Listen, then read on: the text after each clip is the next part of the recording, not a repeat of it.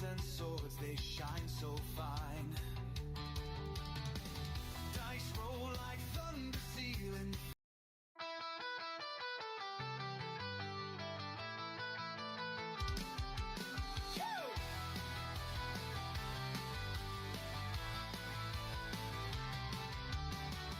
Tiny soldiers on the table march in line. Painted shields and swords, they shine so fine. Dice roll like thunder sealing fate. In this battle of ours, let's not be late. Wargaming in miniature, no war too small. Battles on the tabletop, we'll conquer all. Heroes made of plastic, armies clash and roar. Wargaming in miniature, let's fight some more.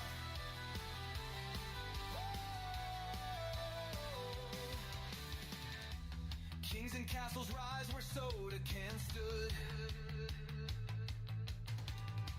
Mountains made of books, it's a cardboard wood. Strategy of giants on a scale so flee. We topple empires with a cup of tea. Wargaming in miniature, no war too small. Battles on the tabletop, we'll conquer all. Heroes made of plastic, armies clash and roar. Wargaming in miniature, let's fight some more. Battlegrounds in living rooms, legends unfold in the chaos of dice. Our stories are told from the rookies of war to generals wise. The fate of tiny worlds lies in our eyes.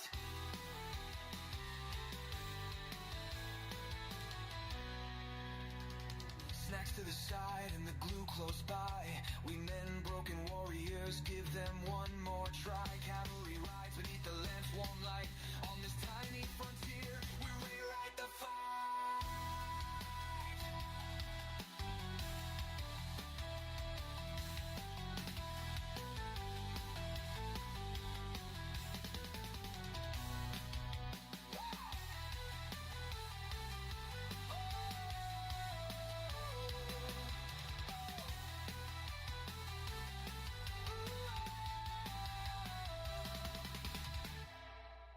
Wargaming in miniature, no war too small. Battles on the tabletop, we'll conquer all. Heroes made of plastic, armies clash and roar. Wargaming in miniature, let's fight some more. Let's fight some more. Let's fight some more.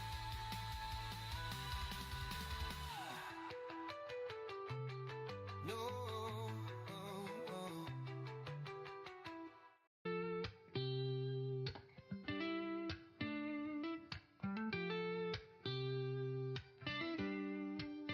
Tiny soldiers on a grand paper plane, rolling dice to echo cannon's refrain. Kingdoms rise within this tabletop dust. In strategy and chaos we place our trust. The generals leaned with a calculating stare.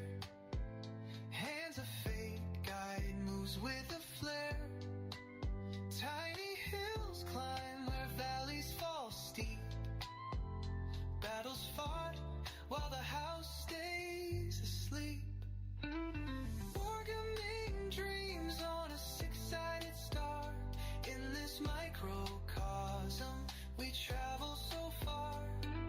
Heroes die small, but their legends grow large. In this tiny world we're always in charge.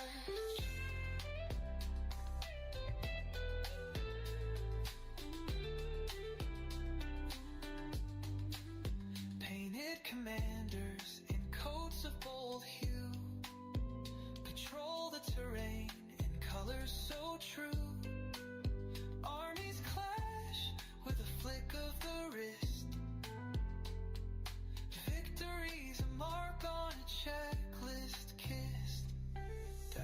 the drums of this parade of might. The board is the map, glowing soft through the night. Imagination ignites where the pieces collide. A universe unfolds we cannot hide. 100 battles fought in one single room. Victories blazing, entropy and gloom. Armies may fade, but spirits don't rest. In the heat of this game, we earners of trust.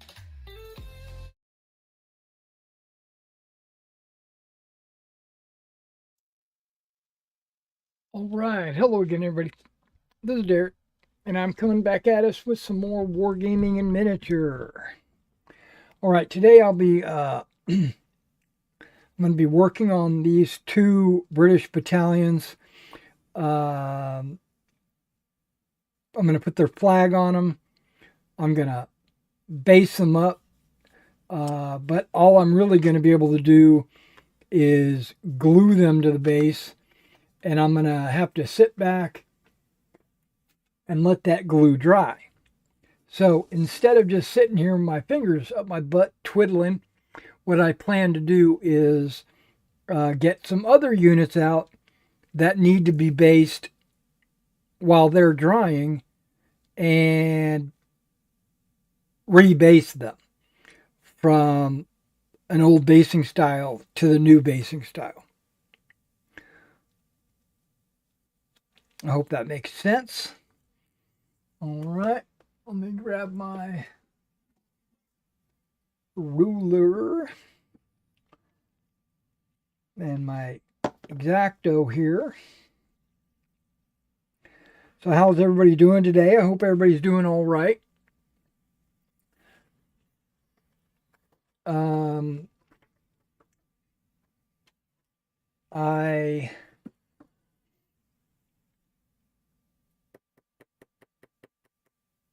Yeah, it's that first one. It's got to be the first one.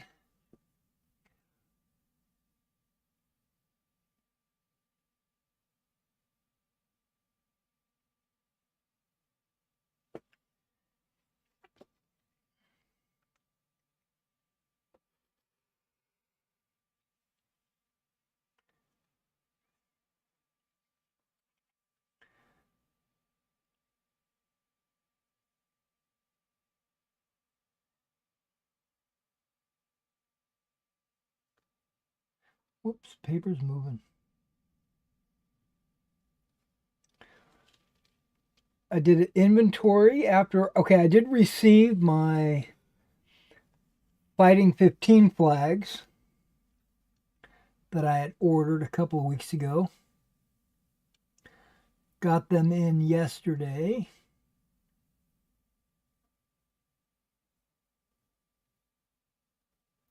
I did an inventory of everything I ordered compared to everything I already possess.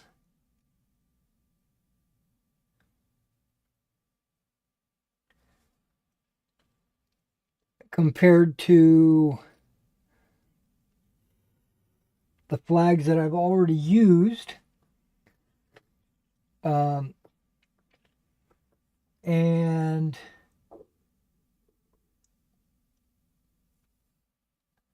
I came up with a stack of sheets that are not in my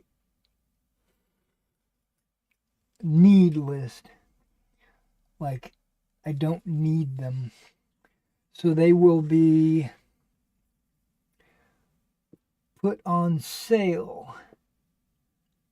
So after today's live stream, after lunch,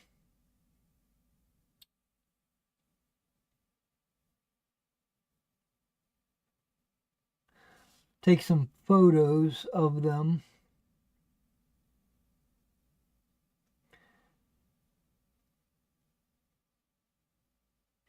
Especially the ones that I've cut flags out of already. Most of them are intact.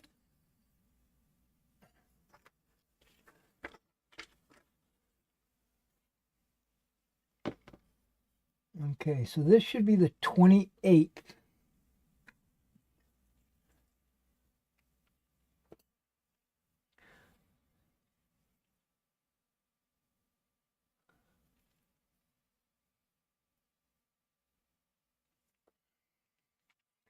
Which is this group right here.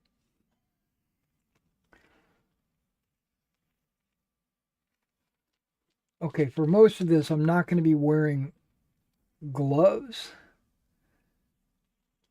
When I'm doing my cutting, like when I'm removing figures from bases like that, I'm going to be wearing cut protectors on my fingers so that I don't cut myself. Because my knife would go right through these little plastic gloves. I'll be wearing, if I can find them. I got these weird glasses on. It's hard to see.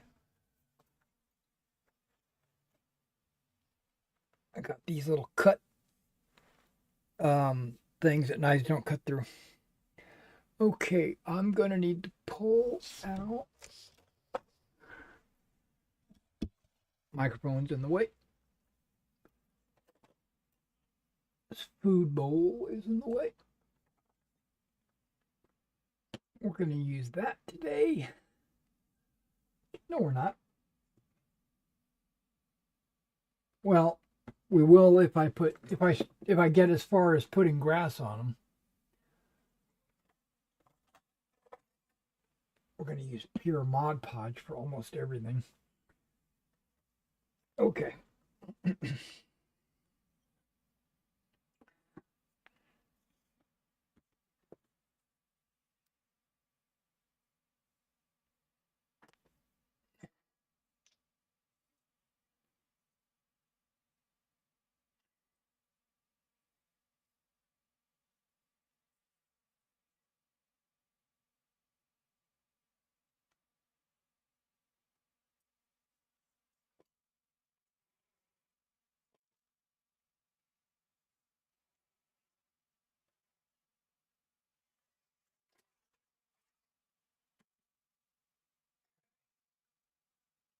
It doesn't like me spinning this thing.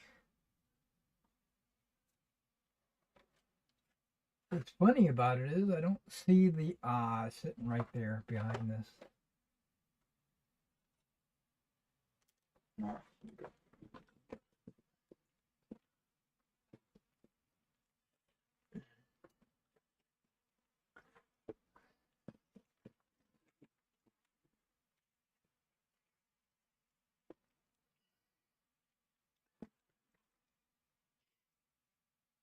Usually I'm just using this to clean the, there we go.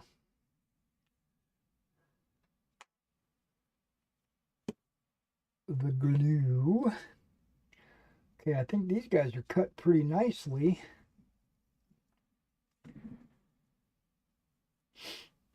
What I try to do is pair up the corners.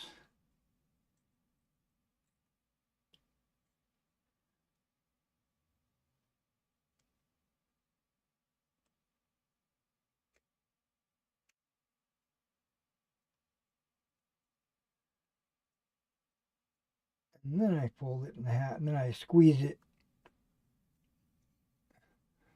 crimp it, or whatever you call it. And this Band-Aid is like seen better days.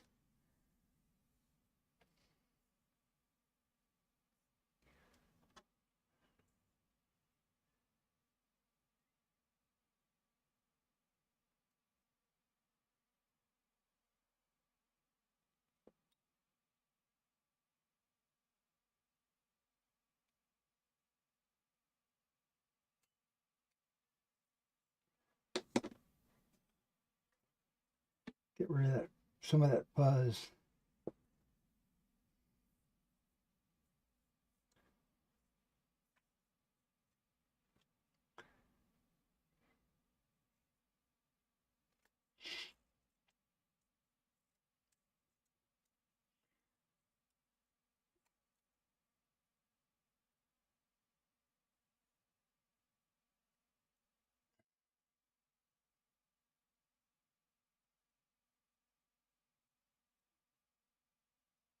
Okay, okay, okay. Now I compare them to the flagpoles to make sure there's room, and yes, there's room.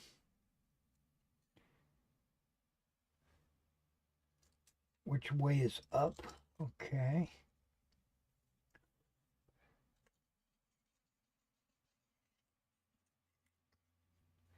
Put a little glue on the paper. Use my Mark 1 applicator here. It's my Mark 1 applicator tool.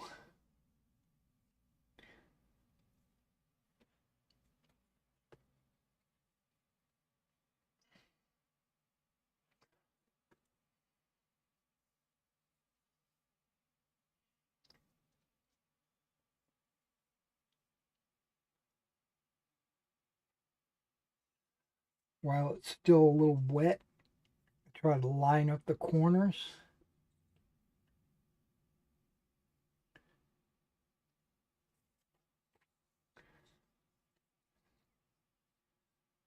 Should be pretty easy because I did a strong crimping job at the beginning. And then I gradually work towards the pole, squeezing it so that it doesn't get misaligned.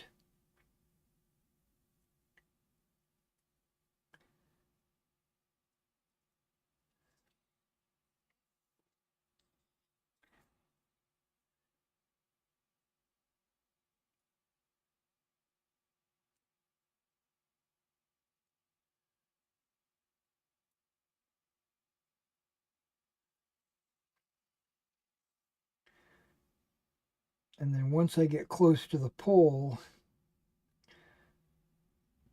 I start using my fingernail to kind of get the paper to fit snugly around the pole.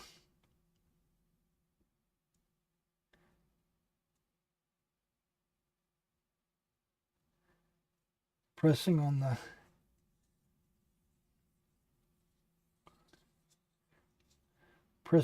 paper on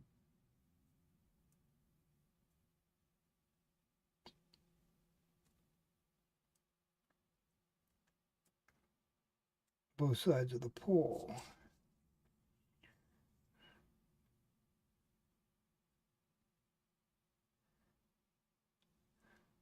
Nice snug fit.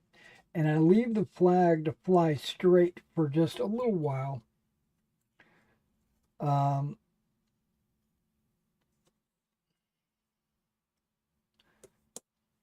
And then once it's dry, like halfway, then what I do is I go in and try to shape the flag.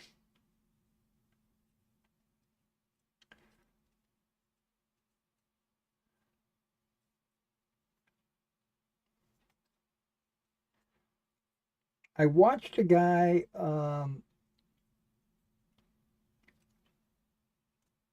do a flag shaping. Now, he was doing it on much larger flags, like 28 millimeter.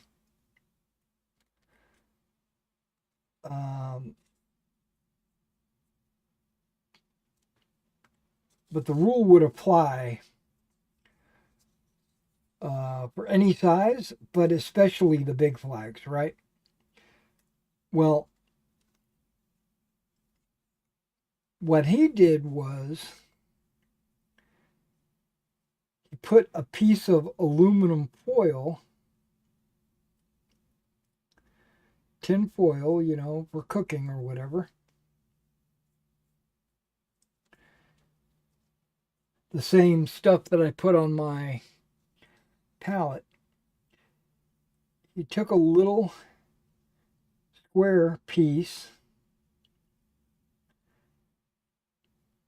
and he put it in between the flag, where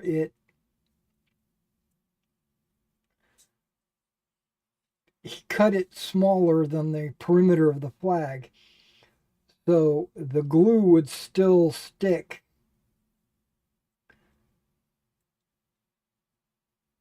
to the paper of the flag, trapping this piece of aluminum foil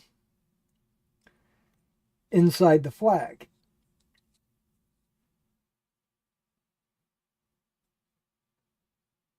And I thought that was a pretty cool idea. He did it specifically so that when he forms his flag, they will, it'll hold its shape better.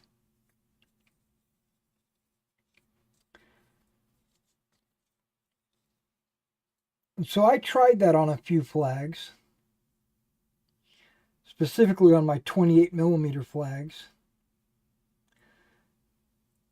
There was a time when I was doing hundreds of flags. I took that advice and I ran with it. Well, I'm here to tell you it did work, but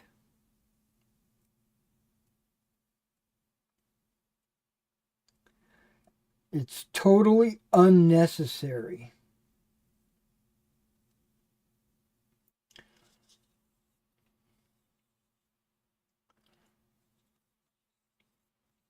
Because if you use PVA, I'm using Mod Podge, but you can use Elmer's or any other PVA that you might possess.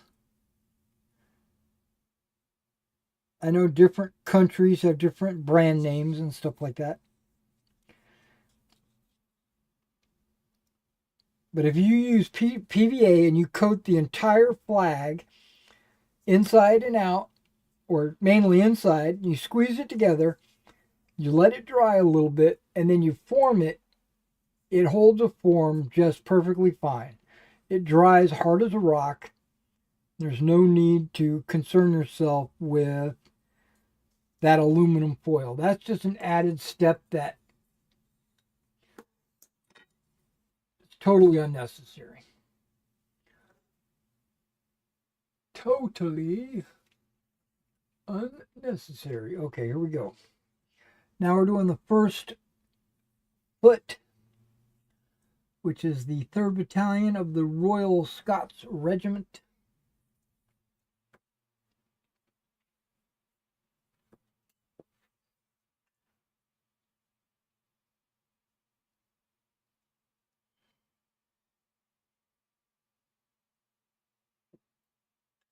Pax Brigade,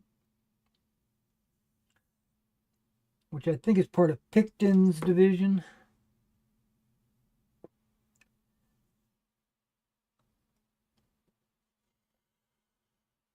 Well, I know it is, because it says it is.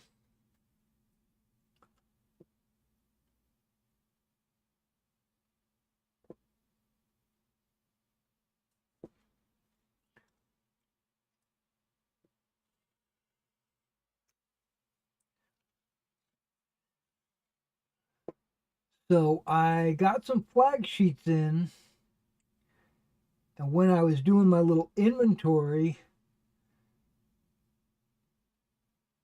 I found like one flag sheet specifically I had 3 copies of. Um, one of the copies, I'd cut out all of the 1st Brigade flags. And on the second copy, I cut out all of the 2nd Brigade's flags.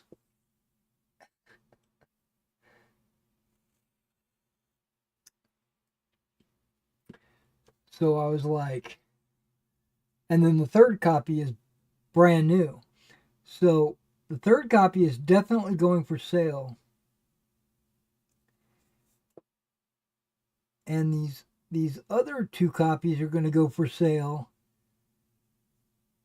But I don't know if I should just sell them as a set, which I probably will, or sell them each sheet individually, but with just missing flags. I don't know. I haven't made my decision yet.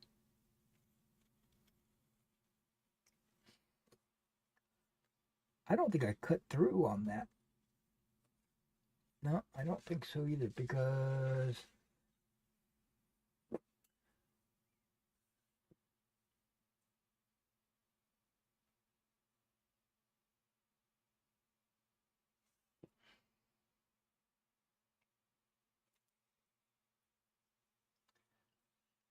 perfect.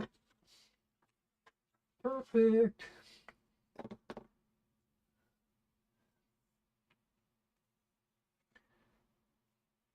All right.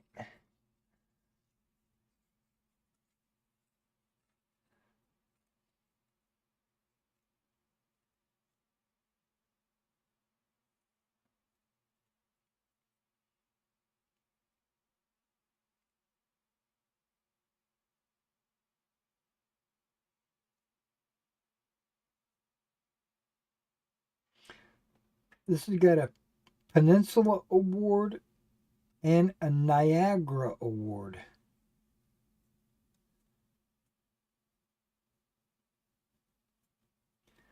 Huh.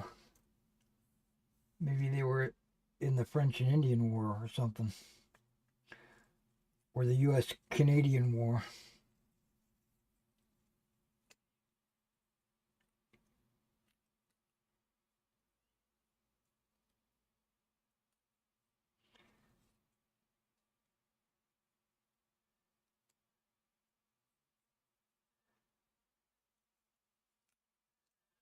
Okay, this one doesn't want to fold properly. Give me a second.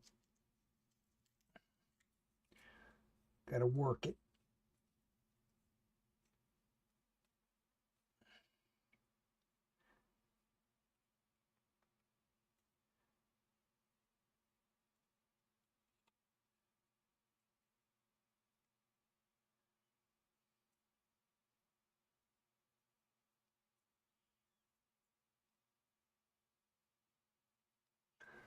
Oh, it says 3rd Battalion on the King's Color as well?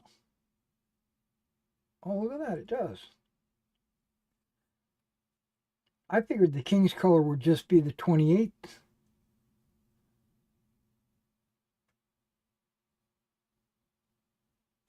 Or just the 1st. It doesn't say the 1st anywhere.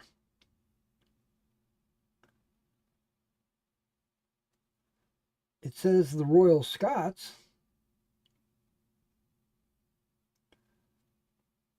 I don't see the 1st.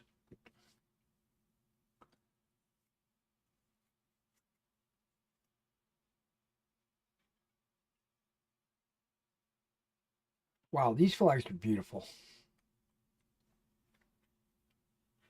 Fighting 15 flags, highly recommend them.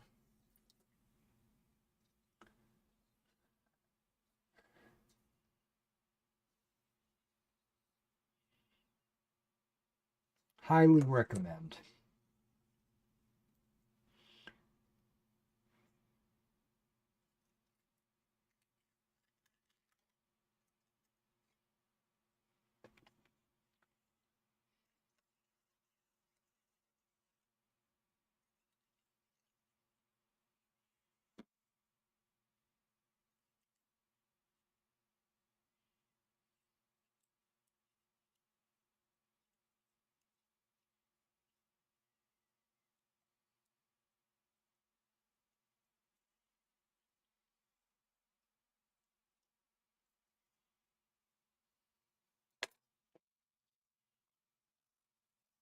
Okay, now these standard bearers are different. So I've decided the forward-leaning standard bearer is going to get the king's color.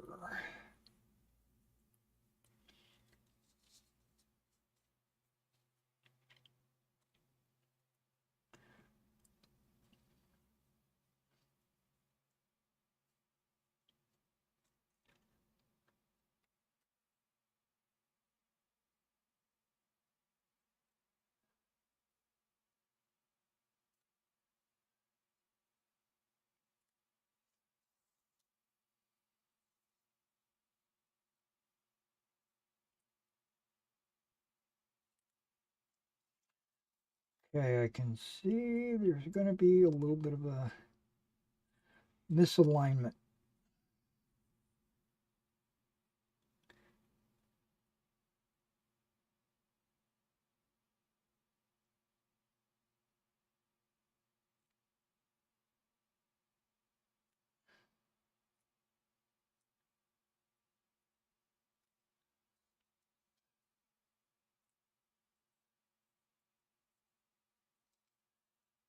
There we go.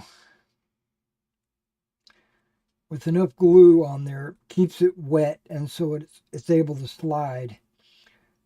Um, if you're stingy on the glue, and it's not like wet, then as soon as the two sides of the paper touch each other, they will stick, and it'll make it hard to adjust the positioning of the flag. But if you keep the flags, if you put enough glue in there and you keep it wet,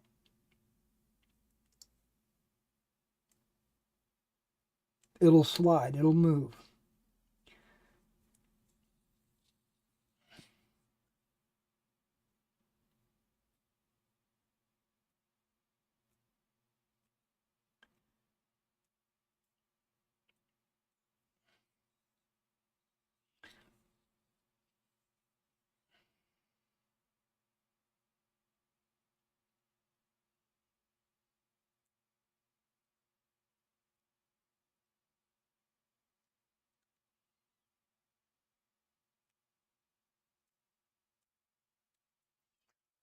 Okay, and like I said, I'm going to leave the flag straight for a moment before I go to shake the flag.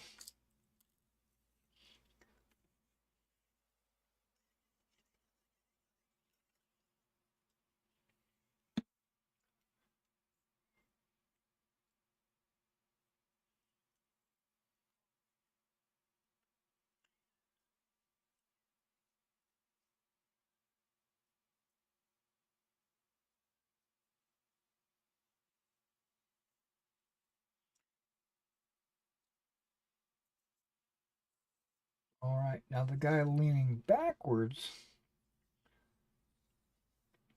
is going to get the regimental colors.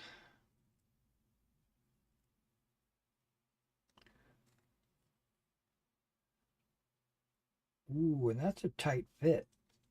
I might have cut a corner off, but oh well, too late.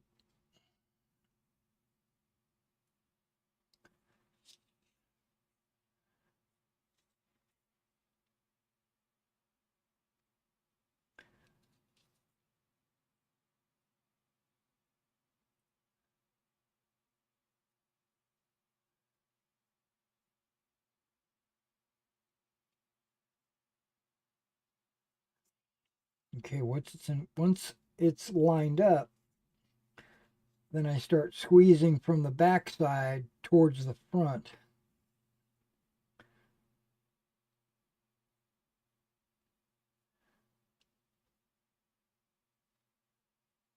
Squeezing all the extra excess glue out of it.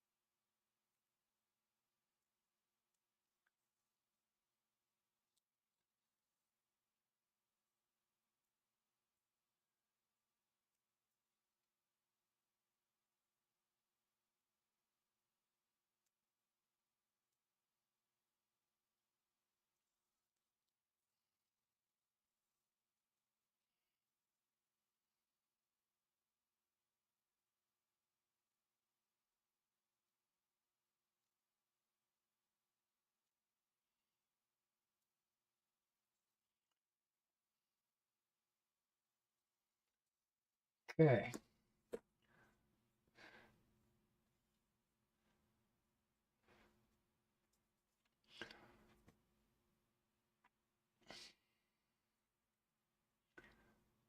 All right, so let's see if I can put this over my Band-Aid.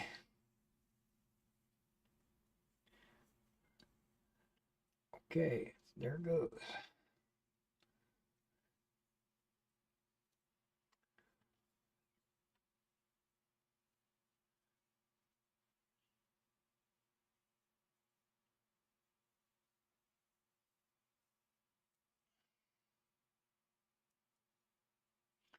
Yeah, all my Band-Aids are starting to fray. I might need to replace them.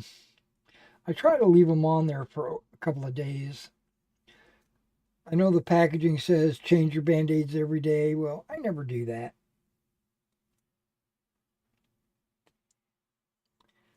I change them like every 2 days. Okay. Now we're going to start the rebasing of these 4 little gems. I got to take them off of this 15 millimeter base without cutting myself.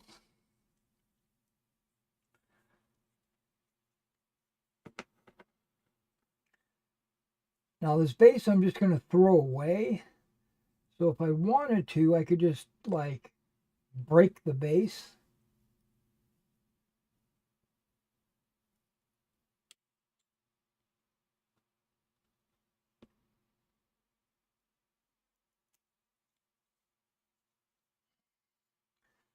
But I don't need to.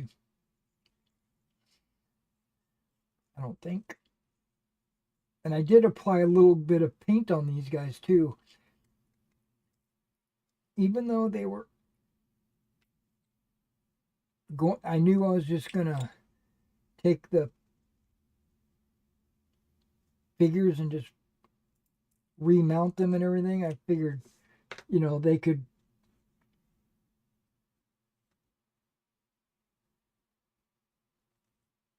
I didn't need to put any additional paint on them or anything. But I did. When I was painting the first, if I saw like the jacket was just a little bit off color, or if the plume was just a little bit off,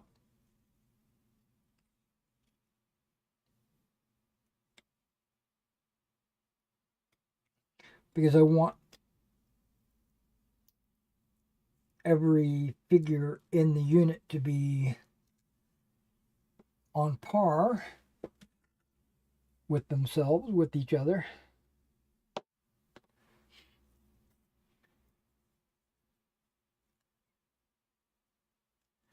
Now it's hard to reach down inside there with a finger.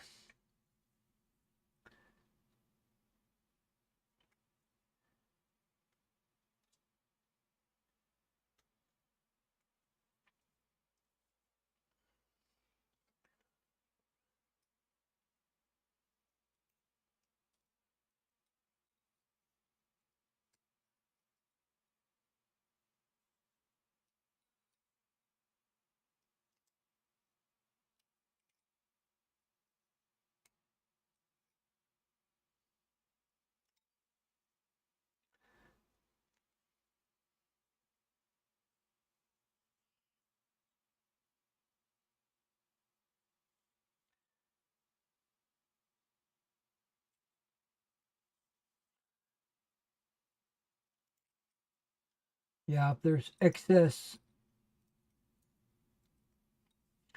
texture paste or flock,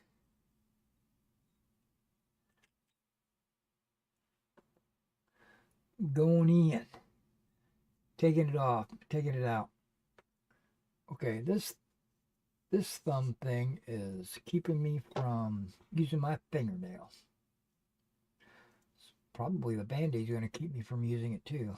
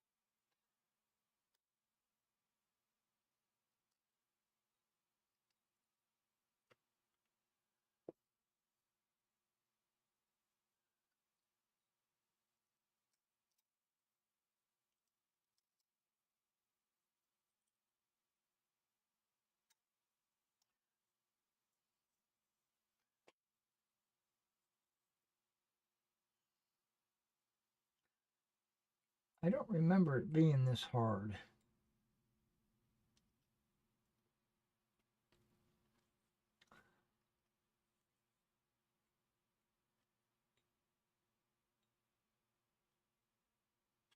That's what she said.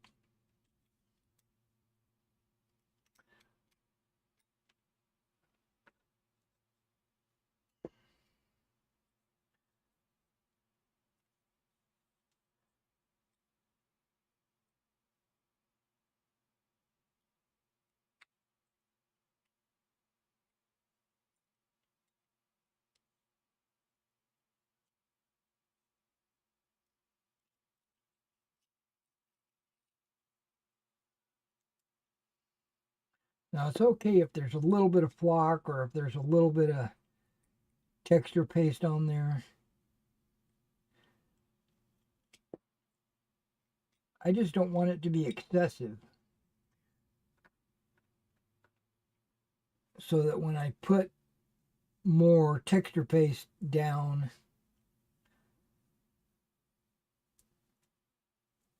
it fits with the model, you know.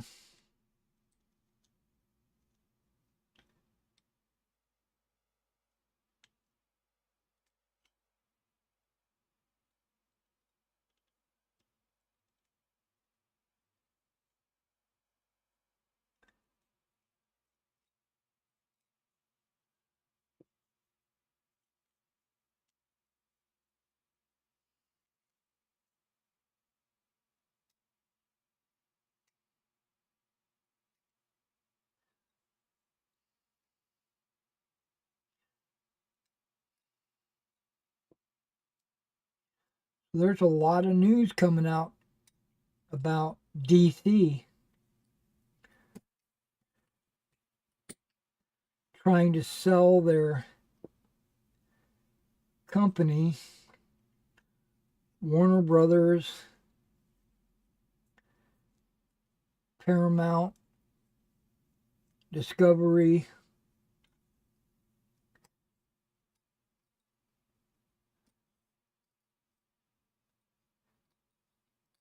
And the future's uncertain.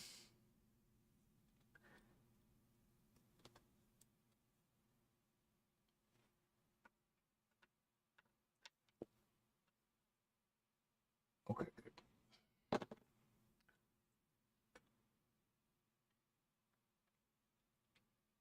good. Where did you go?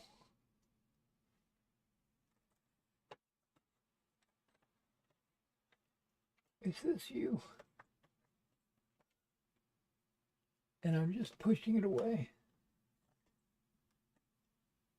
There.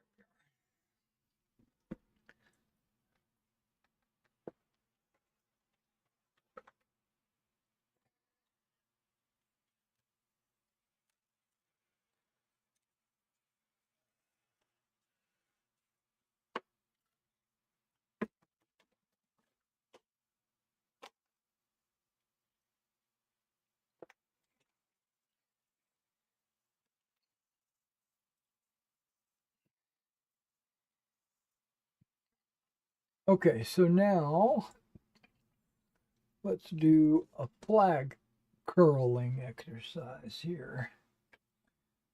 Let me get out my War Bases Bronze Series brush. I just grabbed it because it's one of my brushes that has a very thin handle. And then I just try to decide how I want this breeze to go. I think I want it to go this way. So I lay it against the flag and I roll it around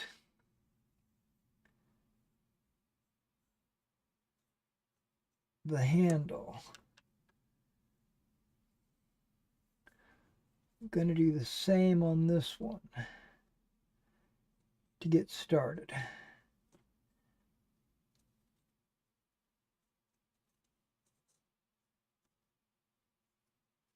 Okay, that looks really good. like that. And then I come back on the opposite side and counter roll it. If I can get my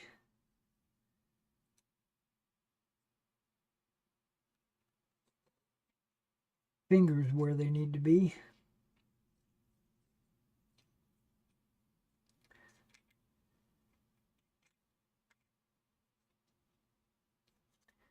There we go.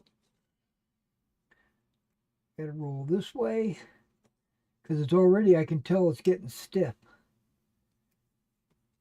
It's getting very, that's what she said. No,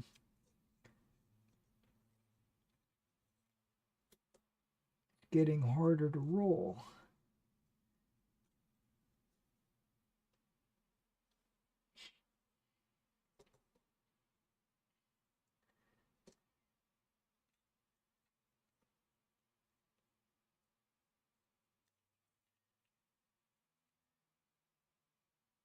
And I don't roll it straight up and down either. I don't put it parallel to the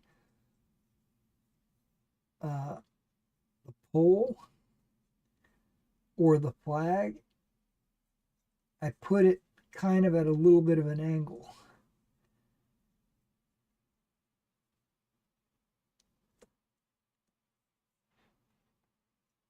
And if you want a really tight roll, you can use the plume here. And you can get a tight roll on it. Sometimes I'll roll the bottom and the top. Sometimes I'll just roll one side. Let's go ahead and get in on this one. I think this one, I'm going to roll back the other way.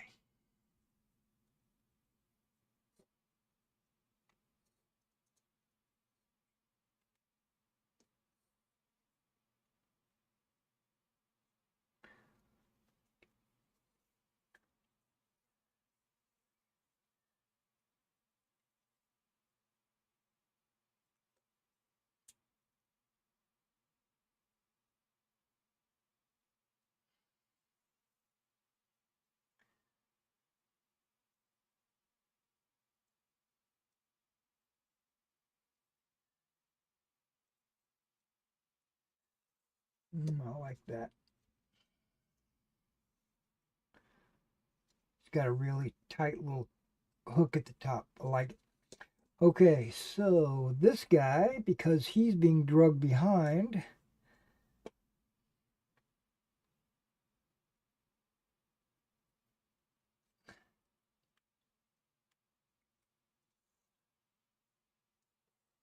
I'm not going to put much of a roll on this guy.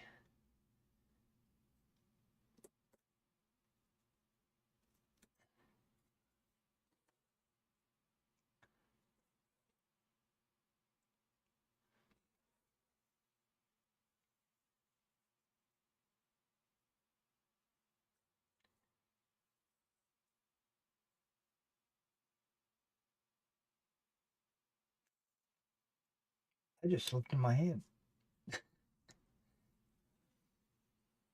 What's funny is when it slipped, it caused me to squeeze the flag and it looks almost perfect.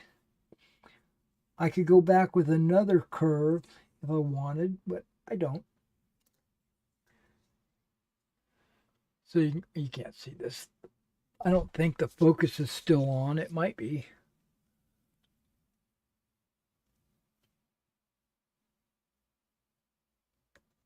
There, I'm touching the camera. No,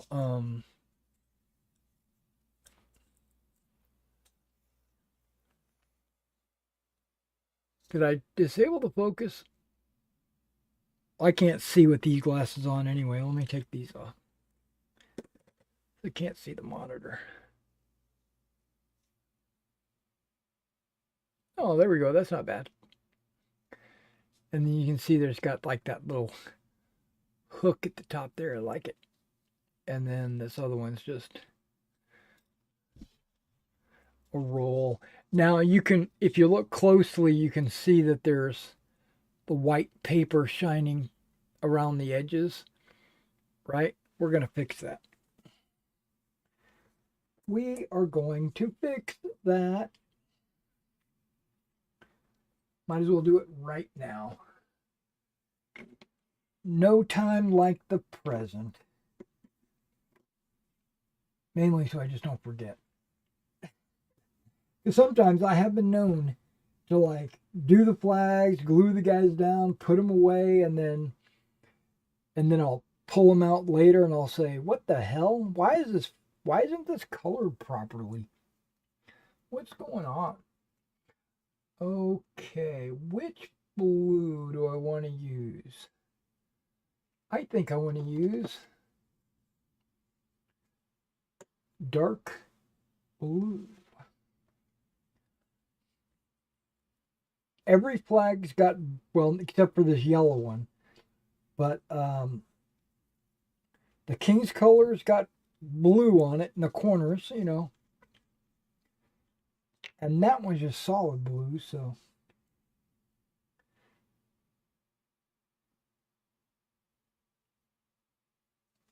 Won't need a whole lot of paint.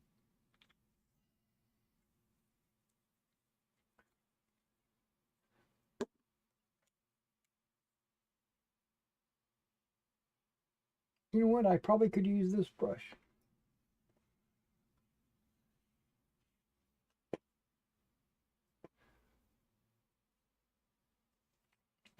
Start with this guy.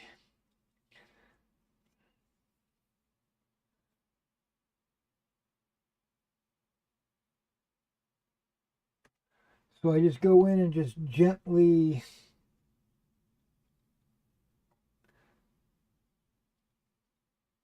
I side brush the edge of the paper.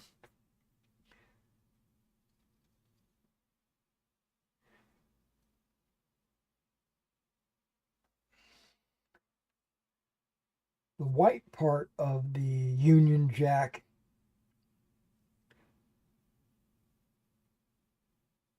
doesn't need to be touched because the paper's white.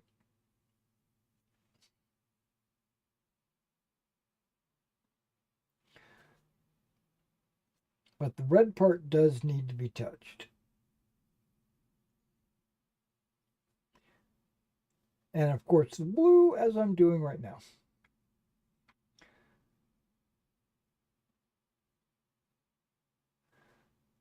Okay, okay.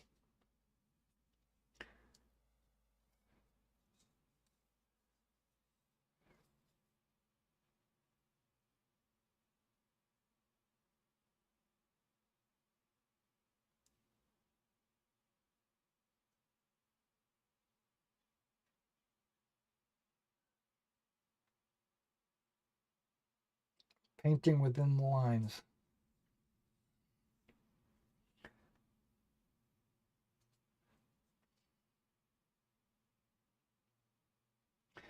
There is a technique out there that I have not tried doing.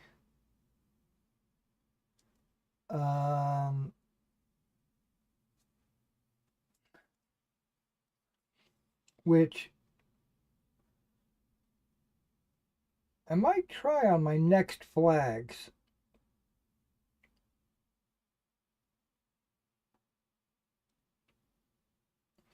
It's painting the inside of the paper, you know, basically the opposite side of the flag.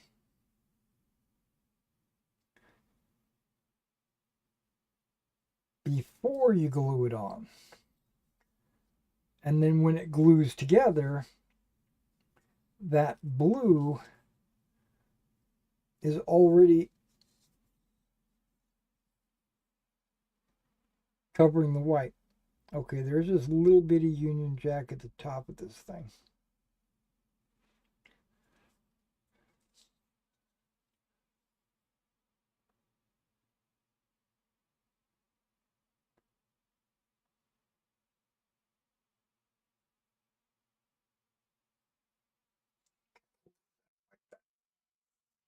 Okay, now there's a lot of blue on this bad boy.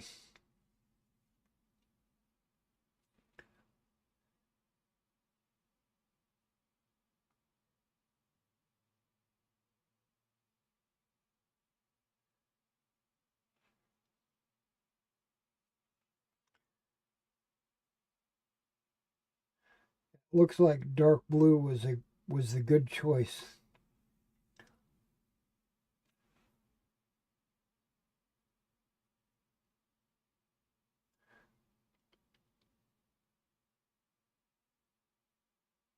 It's almost matching the blue.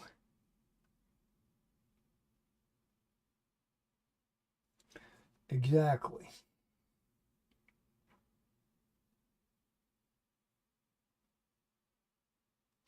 Now, I used to, a long time ago, really not that long ago, but I used to take a black magic marker, a really fat tipped one, and I would rub it up against the edge of the flag. Rub it up against. Yeah, and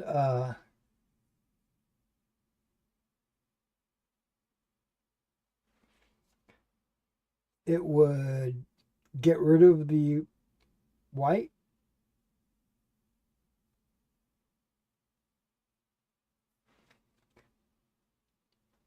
and it would make the edge of the flag black,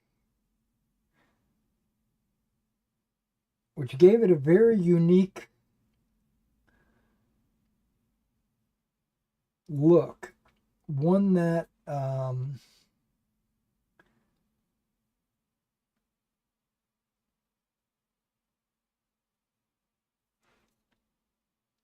don't know, it made the flag look kind of,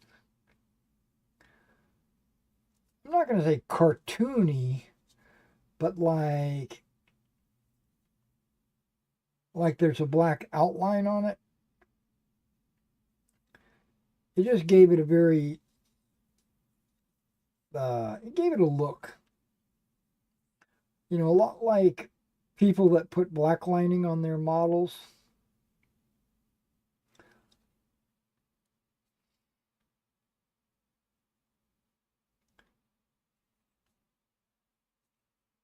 They would be proud.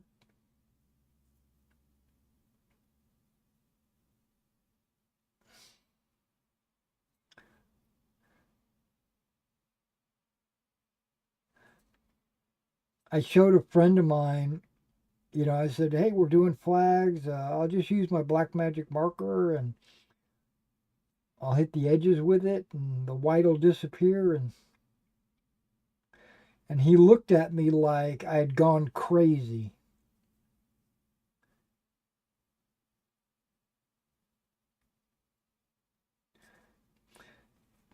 He gave me that look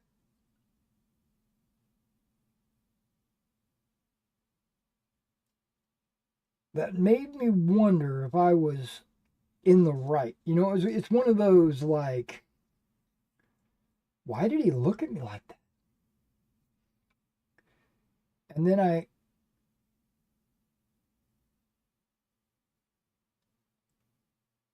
saw him painting the edge of his flags with color, and it kind of blew me away. I was like, what the hell are you doing? You're taking that extra effort.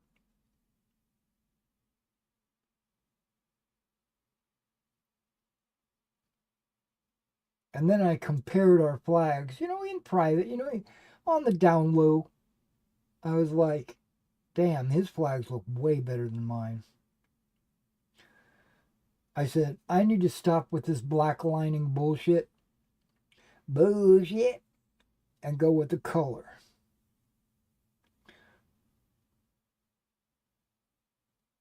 So ever since that day,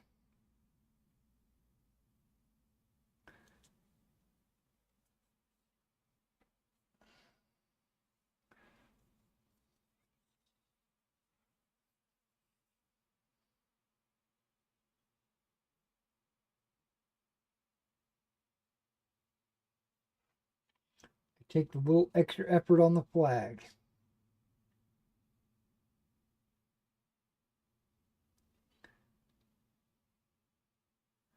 Just like a hero model or a hero figure, they're going to be looked at and scrutinized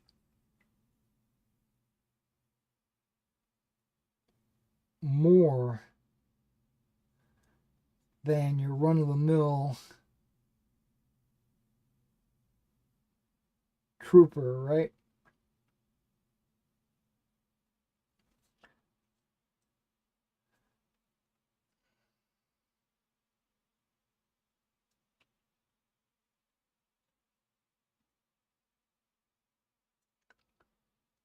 Okay, I think all the blue on all the flags are done. Done. Now I got to get some red.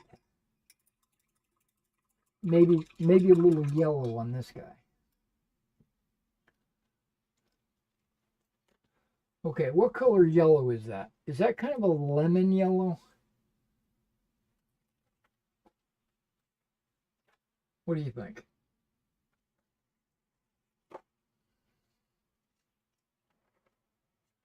Is that kind of a submarine yellow?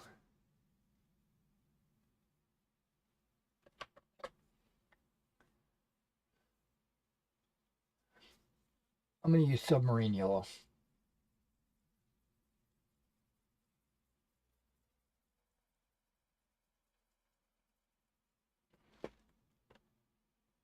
Could be demonic yellow, but I don't think so. I think it's closer to submarine yellow.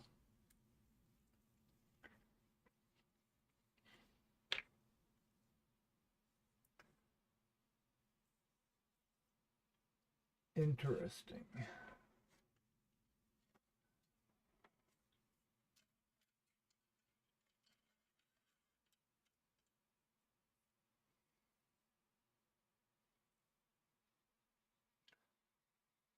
Okay, this yellow might be dried up.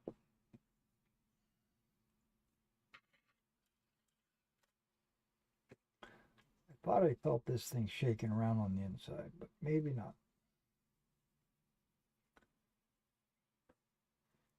Maybe that's solid.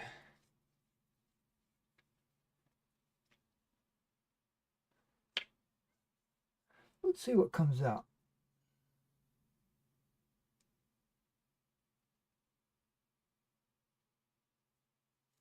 That's not bad.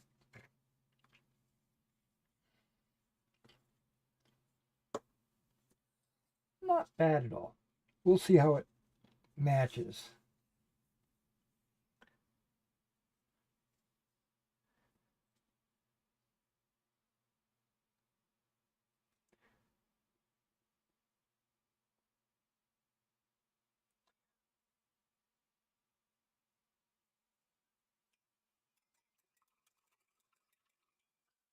My point is, it doesn't really have to match perfectly.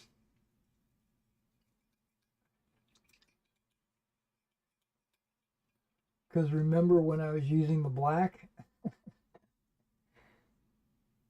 That didn't match.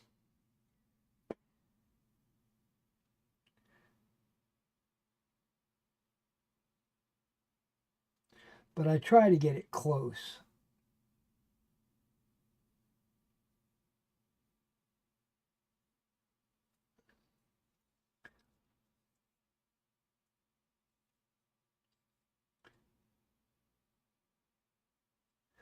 And if I'm going to use the wrong color on the edge, like if it's not going to be a perfect match, then I lean towards a darker color.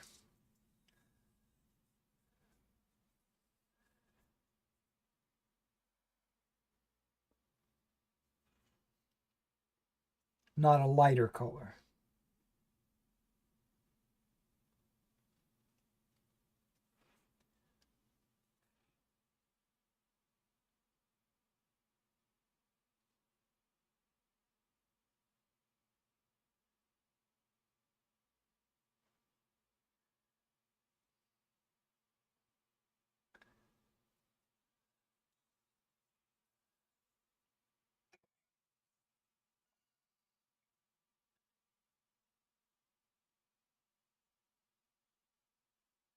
But I think this is like almost a perfect color. I've been guessing pretty closely.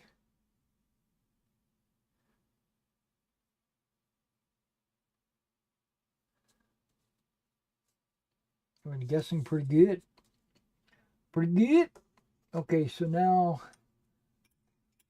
a deep red.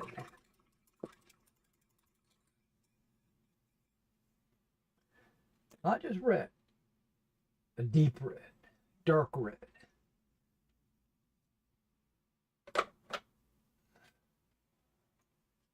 A really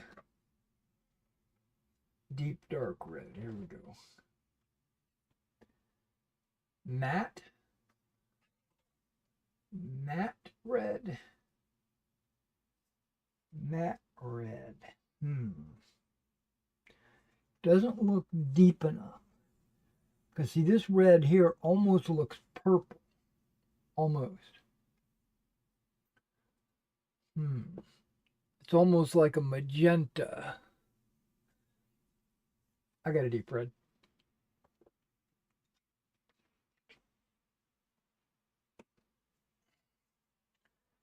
Use this bad boy, this corn red. Or what do they call it? Not corn, what do they call this thing? Scorn. Okay. Do a little bit of a scorn red.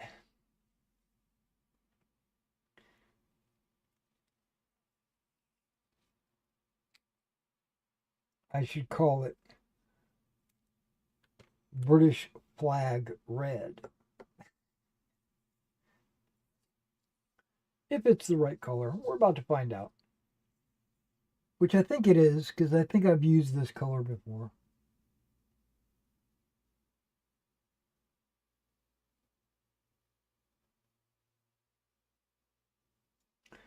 Yep, that's the exact match.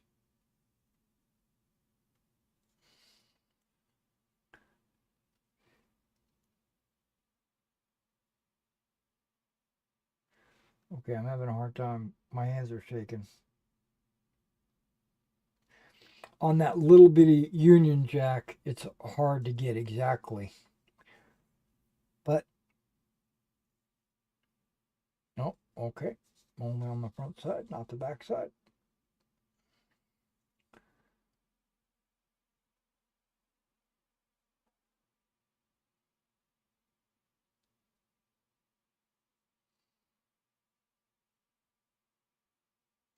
Okay, it's good.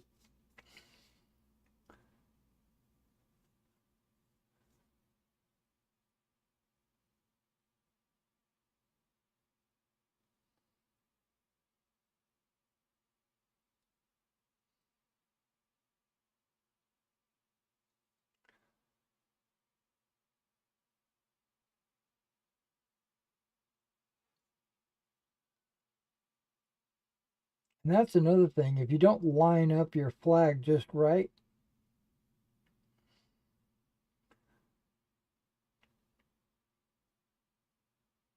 when you paint like this red, it might not be in the right place on the other side.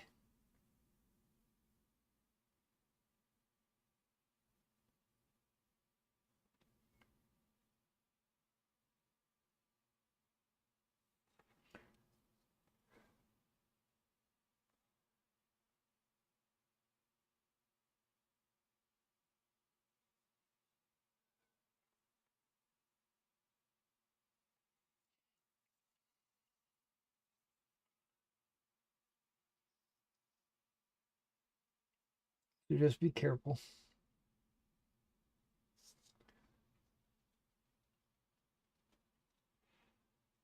Okay, I think that flag is good to go.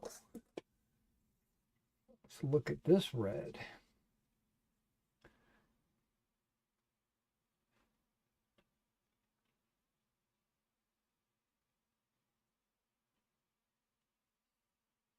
Okay.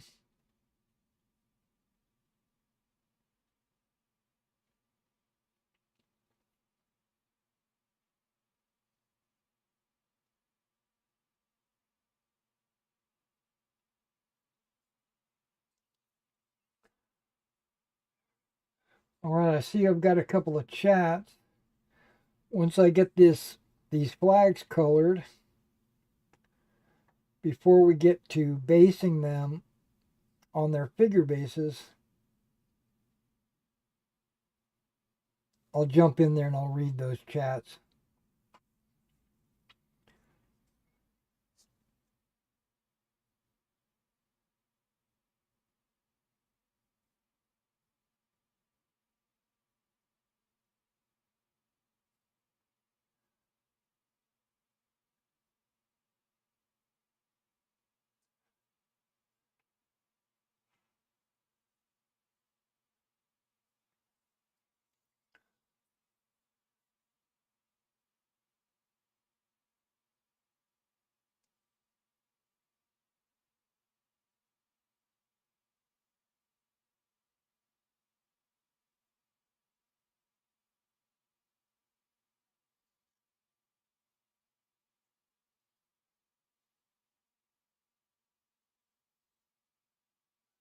Okay, reds are done.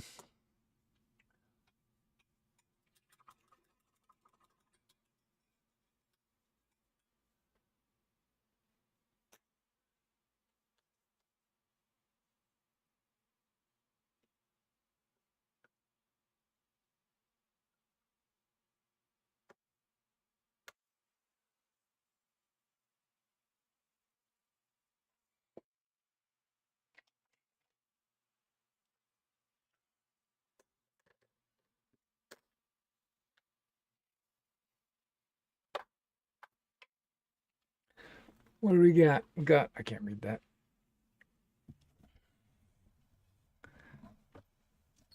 Move that. Slide that.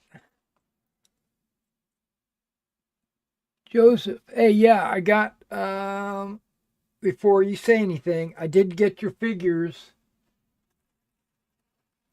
I got them right here. I haven't washed them yet or primed them or done anything with them. I just basically opened the package this morning. I mailed you some figures. Paint for me last Friday. Have you received them yet? They are East Prussian Landwehr. Yes, that's exactly right. I just got them in yesterday, which I didn't open the box until early this morning. And when I did, uh,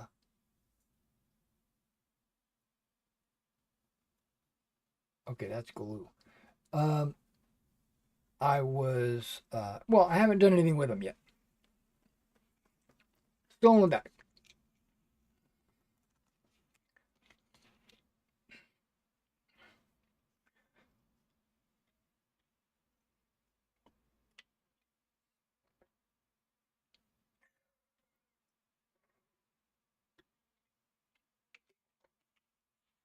I'm not sure what's going on with YouTube and the at symbols.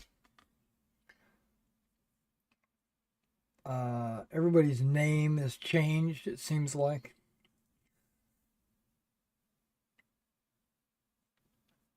All right, so it is time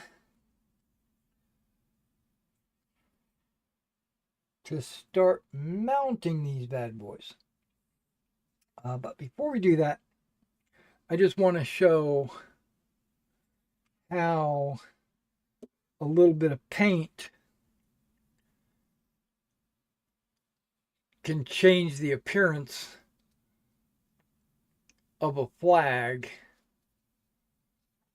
where you don't necessarily see that white in it, that white edging. You probably wouldn't have seen it on a yellow anyway, but definitely on the blue you would have seen that white edging. But you don't see that anymore. Totally disappeared. And the see how I get this on the camera. The Union Jack got that red in there too. Yep. Okay, so let's do the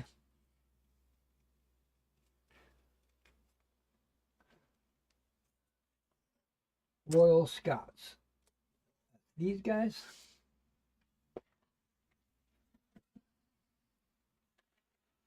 Move that over there. I'm not going to be doing any painting. Okay. That should be good.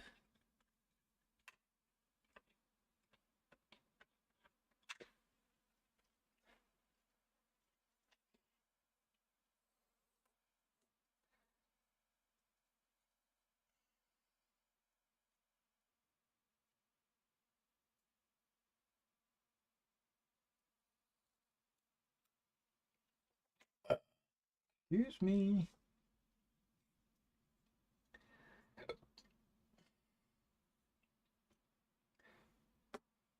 That guy needs to be fixed. His sergeant's pike is bent at a 90-degree angle.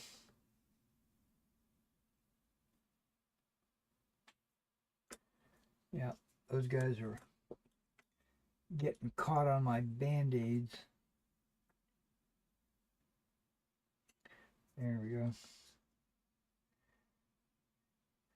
I'm just making sure everybody will stand up before I start gluing them onto a base.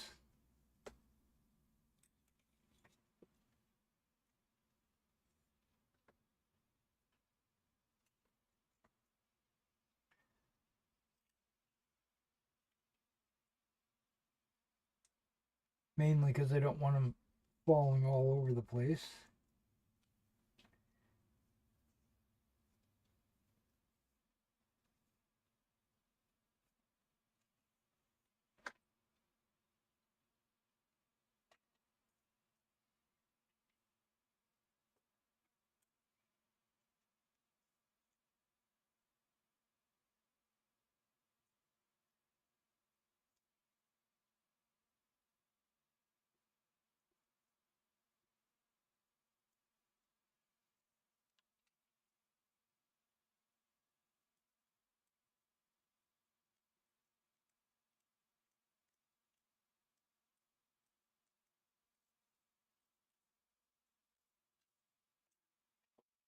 So you sent them out on Friday, and they just now got here? Wow, that's a long trip.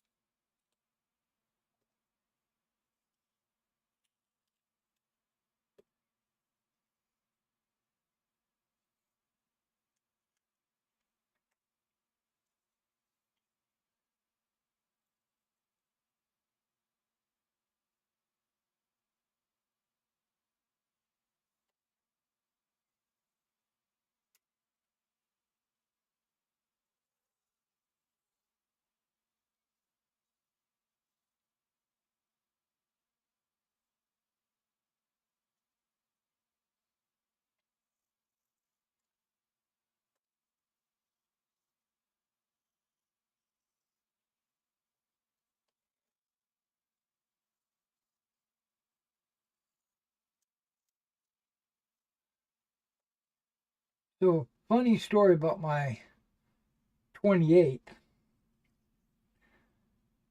The 28th never moved on from the stovepipe. Everybody else was wearing the Belgique Shako, and the 28th still had the stovepipe. So I looked long and hard for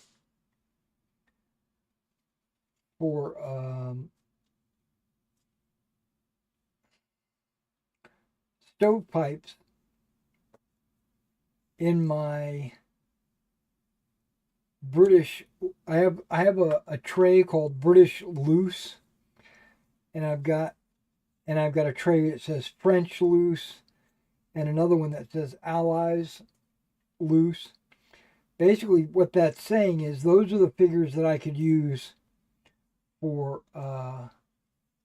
units and stuff. So I went through the British, and I only had like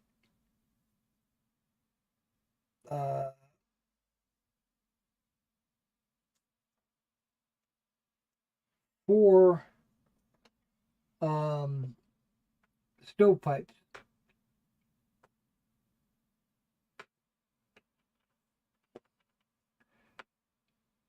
And what I did, I'm going to have to fix this guy. He doesn't want to stand up.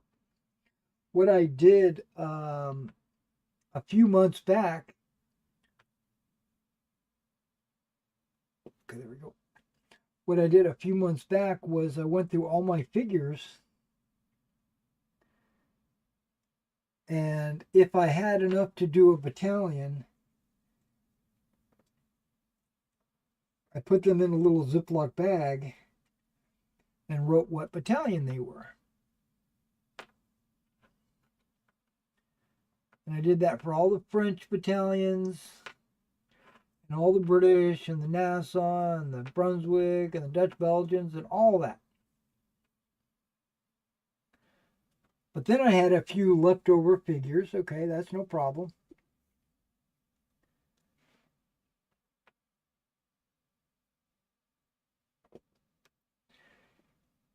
And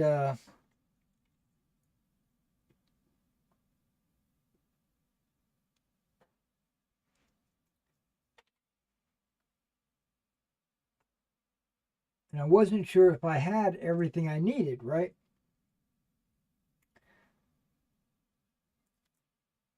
Because I know the Dutch Belgians, or the Belgian line, I know I don't have. So I wasn't sure if I had everything or not. So this time around, I went looking for the 28th, and that bandage just came right off. Well, that's fine. That's perfect. And I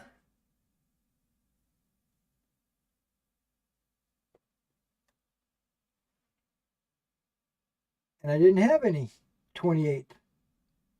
I didn't have any British regiments in the British box. So I took all the loose figures, all the extras that I had, and I started compiling new battalions. And then I said, you know, I'll just go into the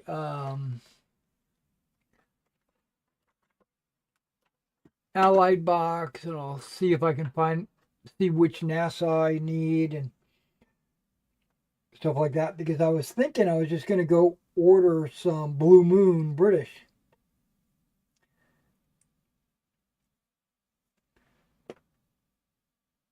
You know, so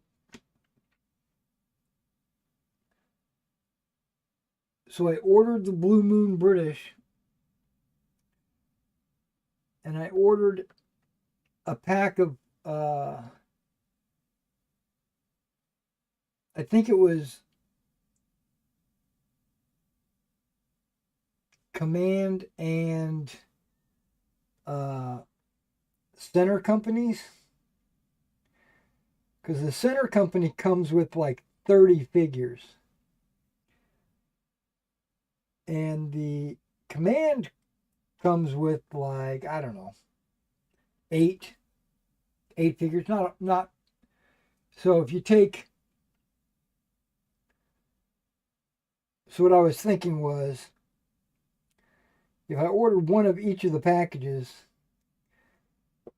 I could make 2 units with stovepipes. That's what was going through my mind. And then I got to looking in another bag I had sitting in the Allied tray.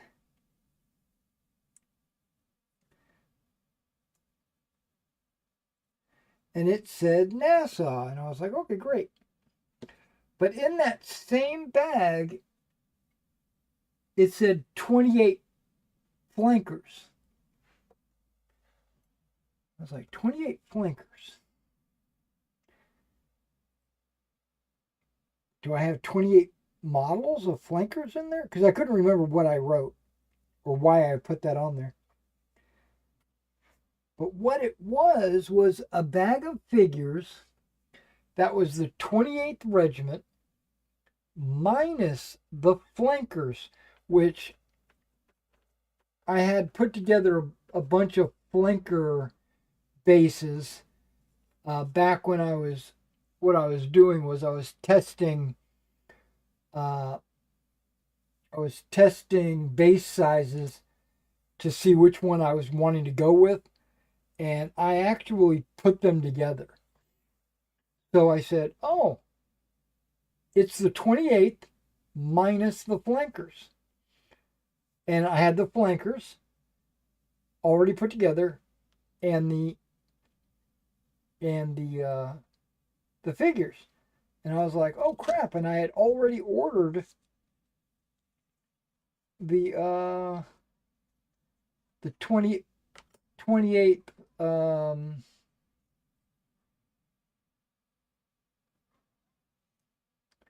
regiment. Or not the 28th. And so I said, okay, in my mind of minds, I said to myself, oh, maybe I should open this up. In my mind of minds, I said, well, I guess I'm going to sell them when they come in. Because I went and I looked through all the Waterloo battalions, because I am going to move on from Quatre Bras into Waterloo. So I started looking at all the battalions in Waterloo, and none of them use stovepipes. There are some Landwehr units that use stovepipes. Maybe Hanover's, Landwehr, possibly. Maybe I will, maybe I'll look at those.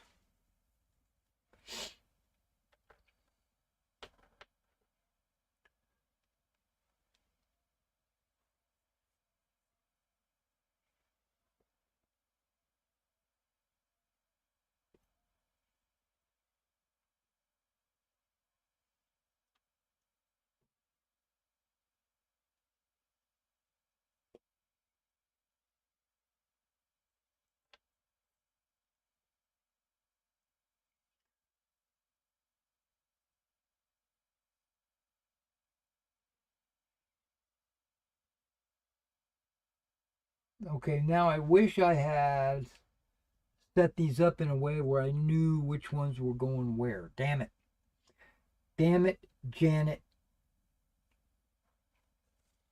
I love you. Okay, so let's do this. Put a base over here. I believe I'm putting both flags on one stand. You know what I'm gonna do? Give me a second.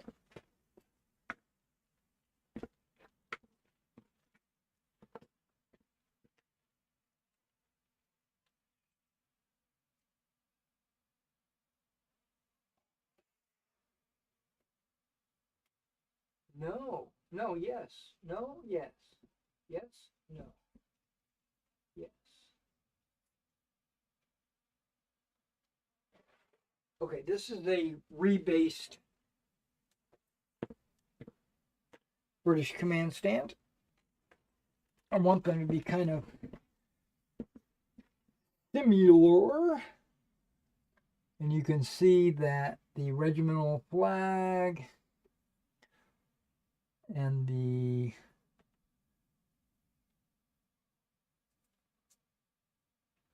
drummer, the officer. Now it looks like I got a sergeant right there and a flanker right there, but I'm not sure if I'm going to do it that way. Not on this base.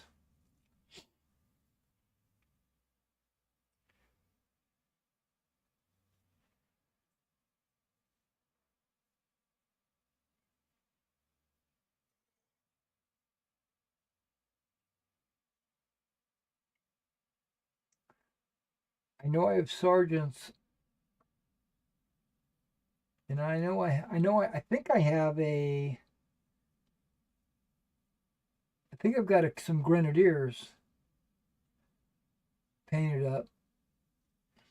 I want to put them up behind these flankers.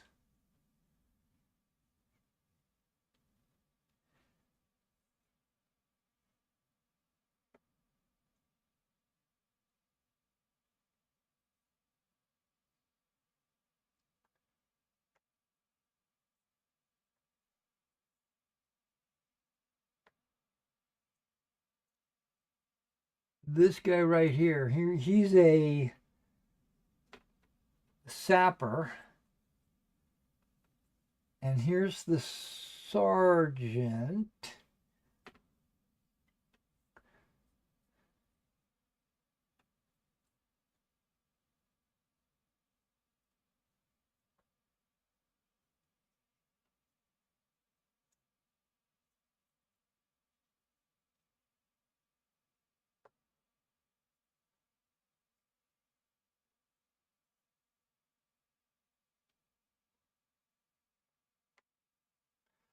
Yeah, and I was thinking maybe, I don't know what I was thinking.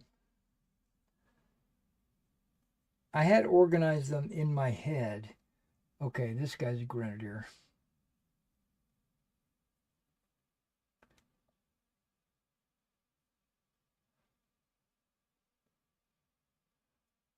But I'm just double checking.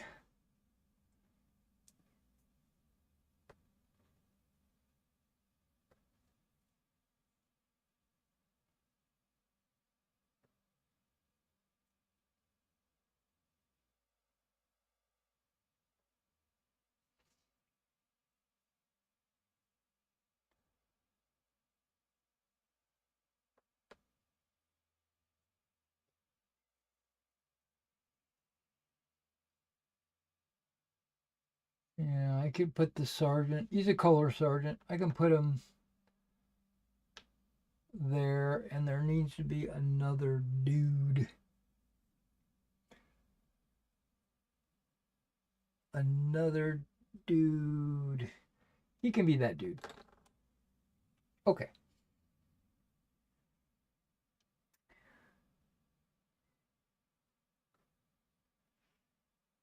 So I'm going to put the sapper over here.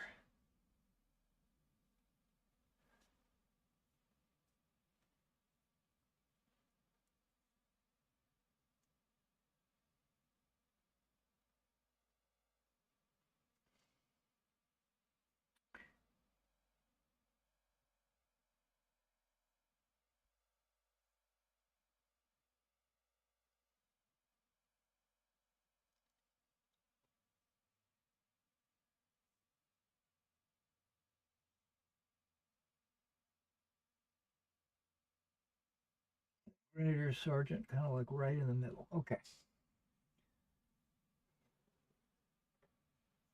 So that one is that one.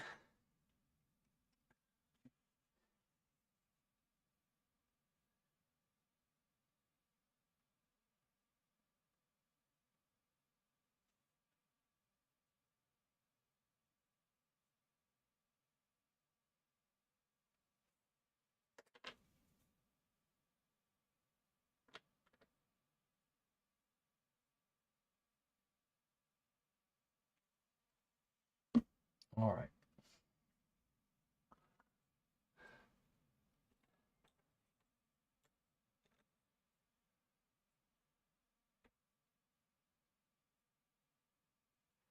I'm going to lead with the king's colors. That's always something good to lead with.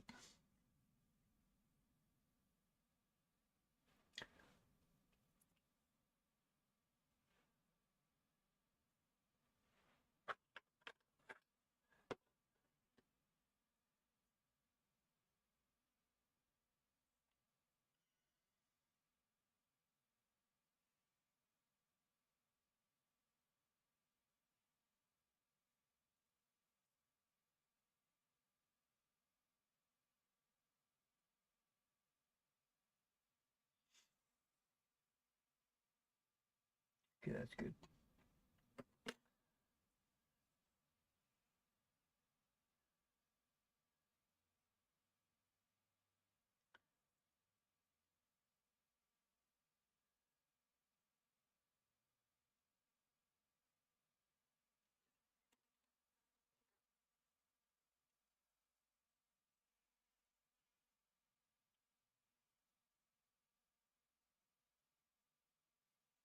Well,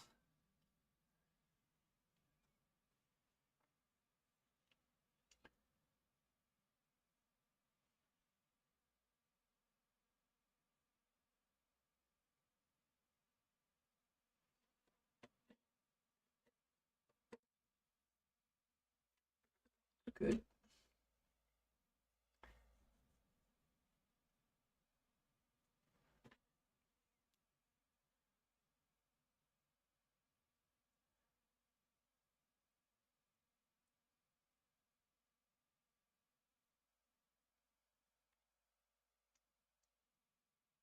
Part of my decision process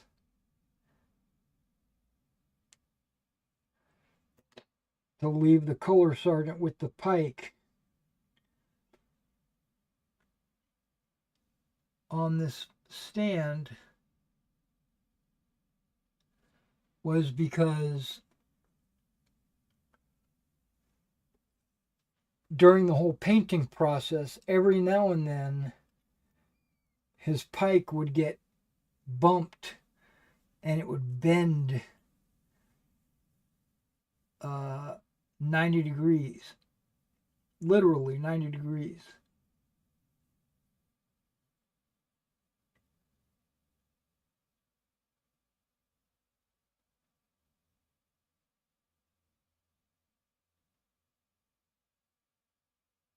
It would go up and straight out to the side. And by keeping it in here with the standards, there's less of a chance of it getting bumped. That's what my mind is telling me. Don't know if that's true.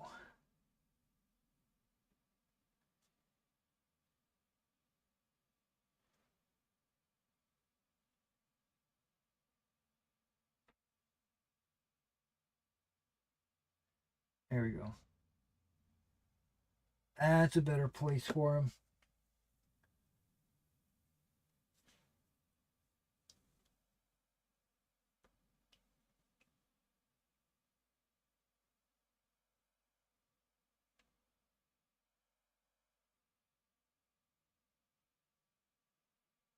Okay.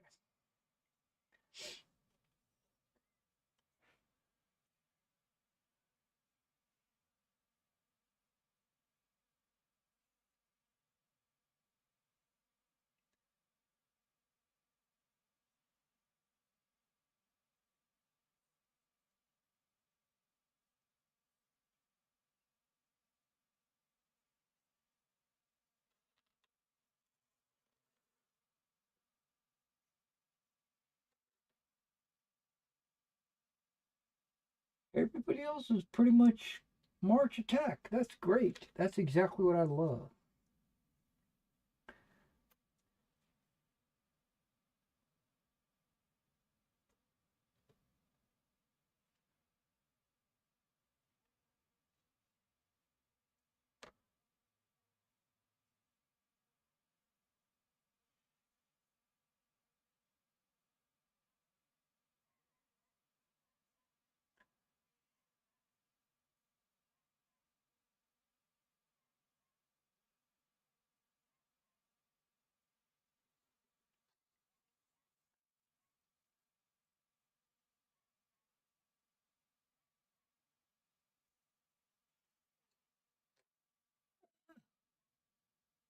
My errant pinky.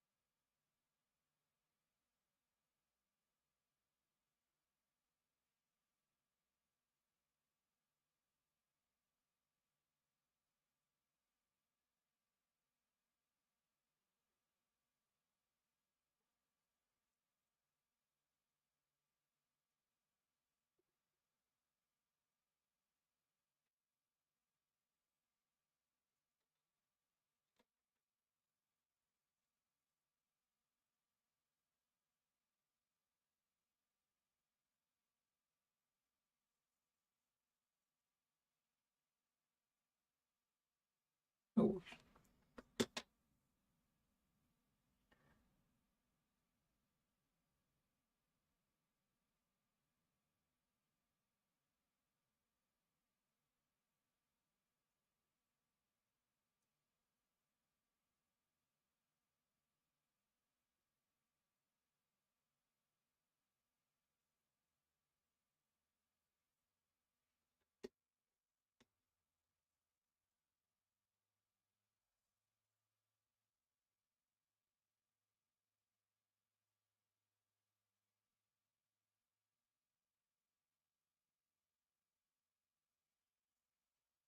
I use the lines on my table to kind of let me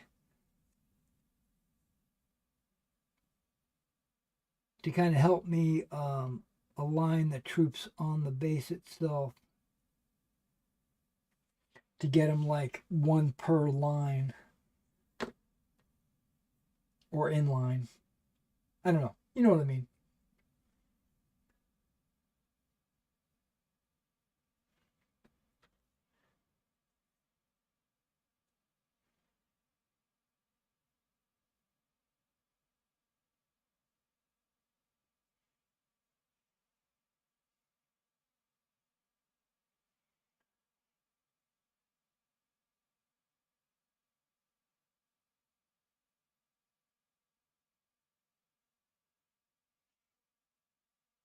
Okay, that's the best base yet.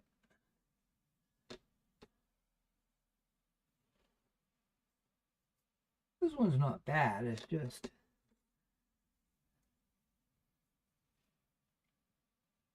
this guy needs to be a little bit over that way. Back this guy up a little bit.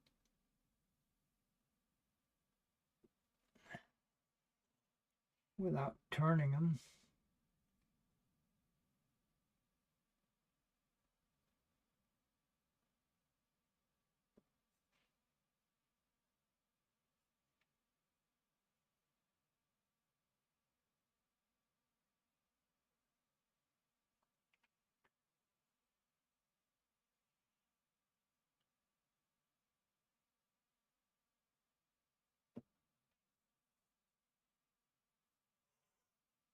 All right, that looks good.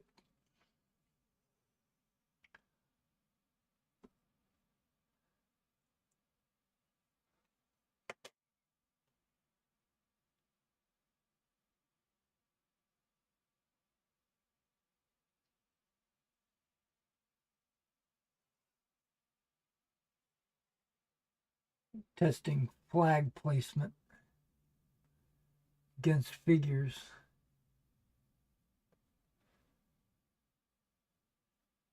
Okay, that works out perfect.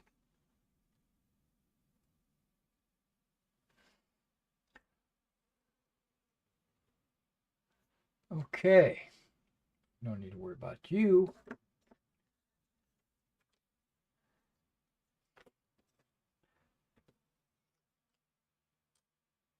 Now I've got the 28.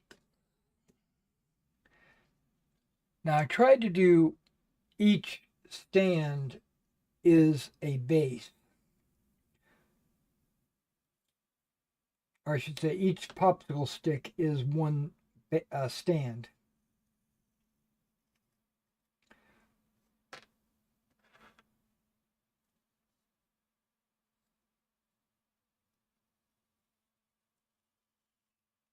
That's what I tried to do.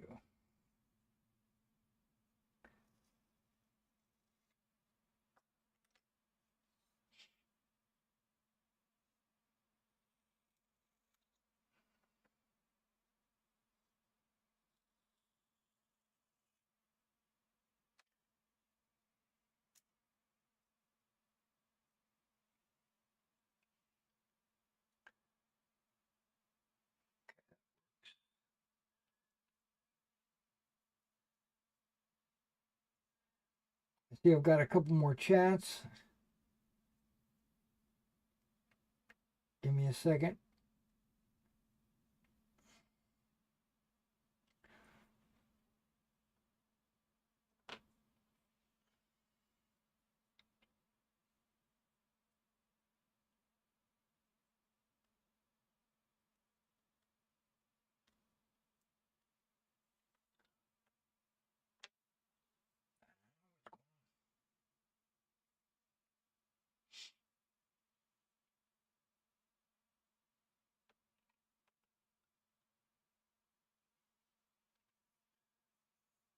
Okay, this guy for some reason doesn't want to stand.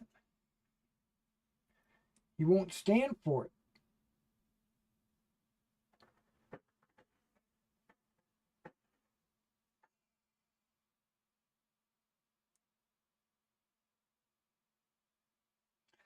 So on my Quatre Bras list, I've only got 2 more British battalions that I have to do, and 2 more Belgian battalions, and 2 more Nassau battalions. And then my Allied troops will all be finished for the Battle of Quatre Bras.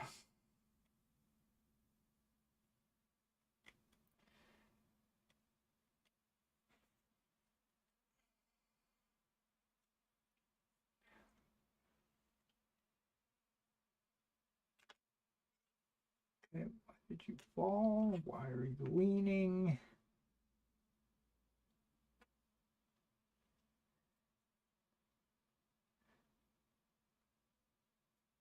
Okay, I've cleaned all the bottom of the base off.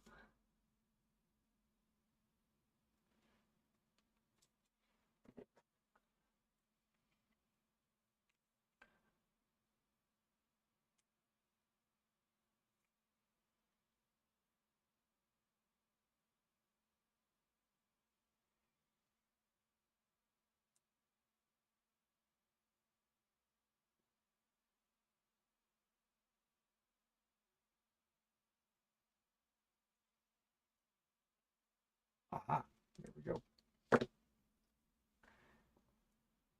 The base was a little bit rounded. I had already filed all these guys, but sometimes my file work isn't perfect, you know.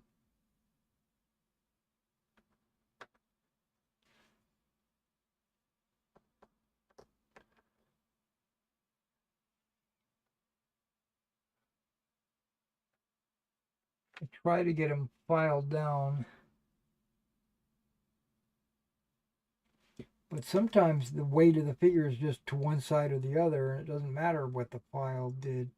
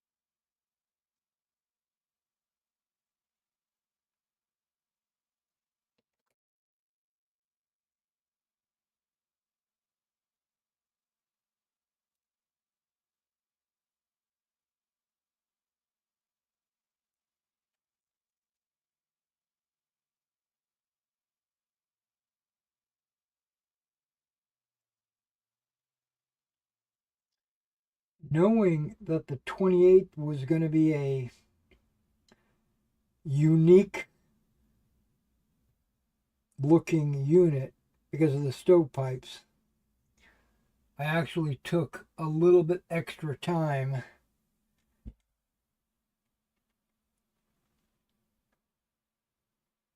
to make sure everything is just right.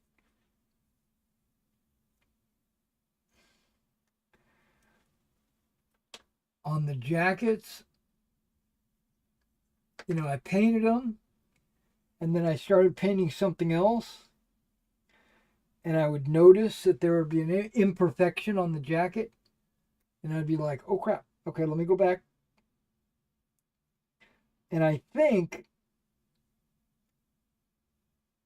pretty close, maybe not exactly, but pretty close to every color was done at least twice.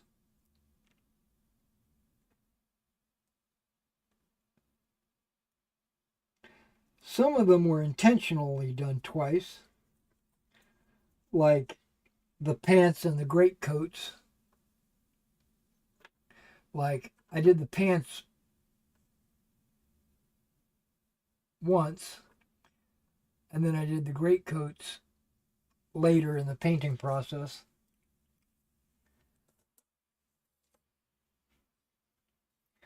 But the jacket, I painted it, and then I specifically remember having to go back and revisit the jacket a couple of times because I would see like primer showing in the underarm or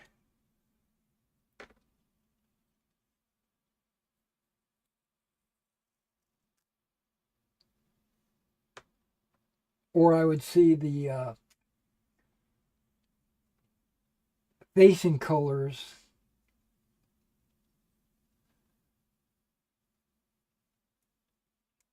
were over, what would you call it, overlapping onto the jacket.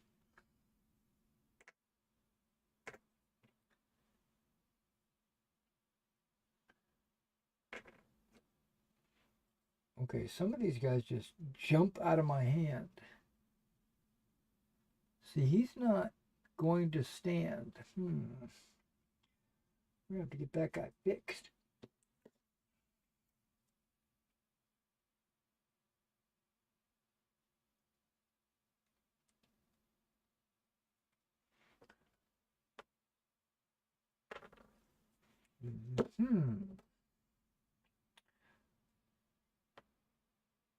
Okay, he fixed. He fixed.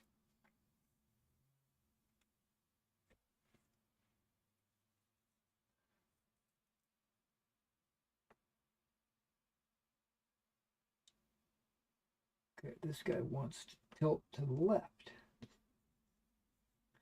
We ain't gonna have it.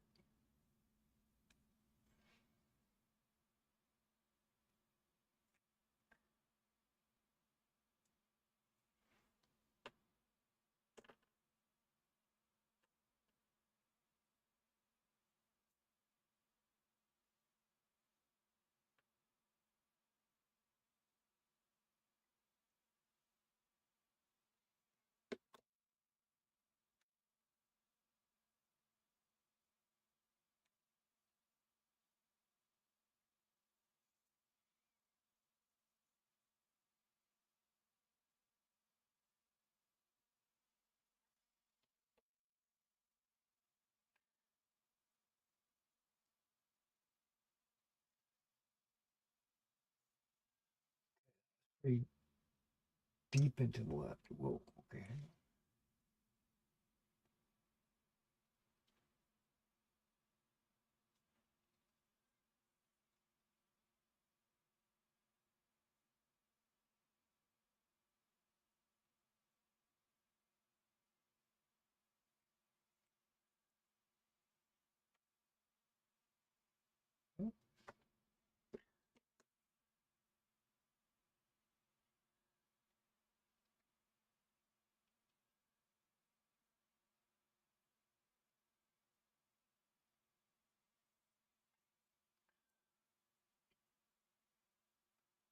What these figures are doing right now is the main reason why I don't like advancing.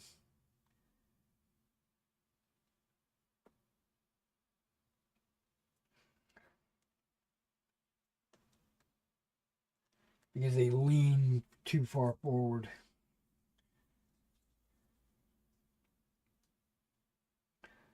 Okay, this should be the last top cycle stick.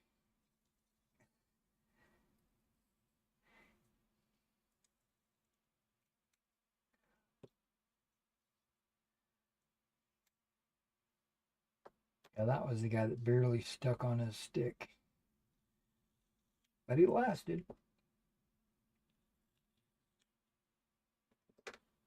Okay.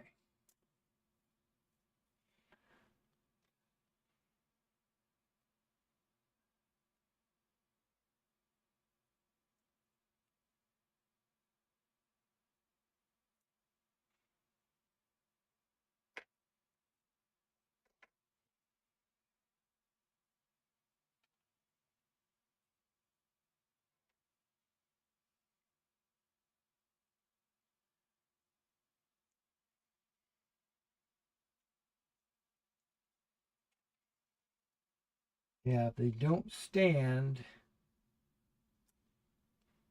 I'll come back to them later.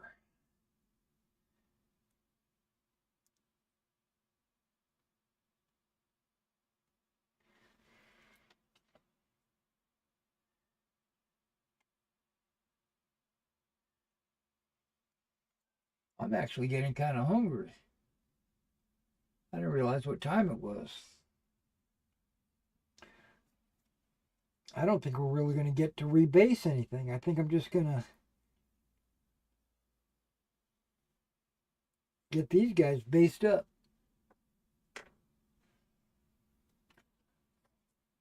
We'll have to see. Okay. Oh, he's standing. Okay, he's a good one.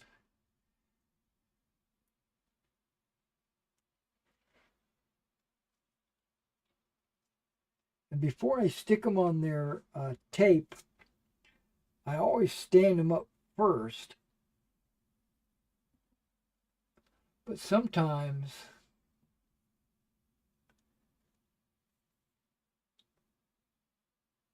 the base gets bent or whatever. And it, like this guy, he just doesn't want to stand up. He just leaning too far forward.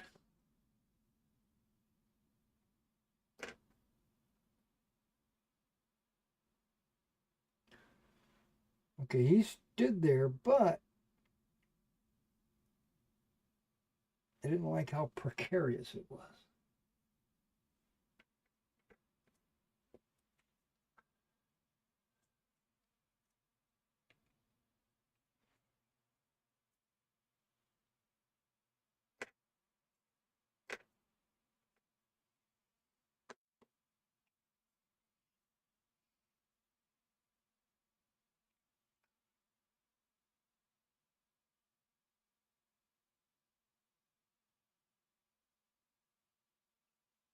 How the hell?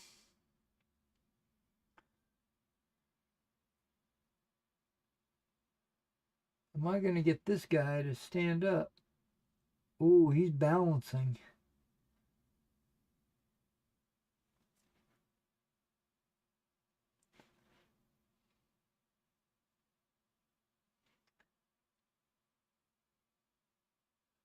Okay, he can stand. Okay, everybody's standing. There it is. Let me go ahead and read this chat. What do we got? Joseph says, thanks. Flags look great. Have to go. All right. So he's gone. He's been gone.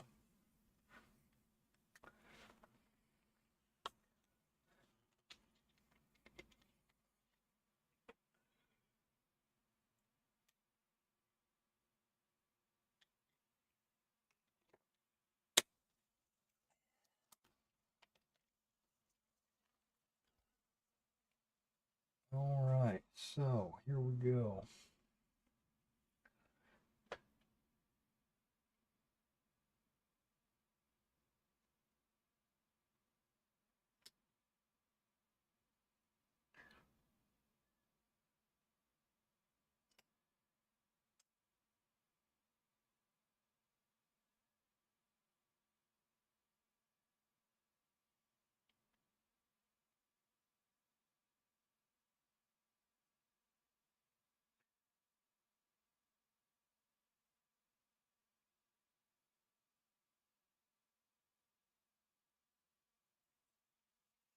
All right, that should do it.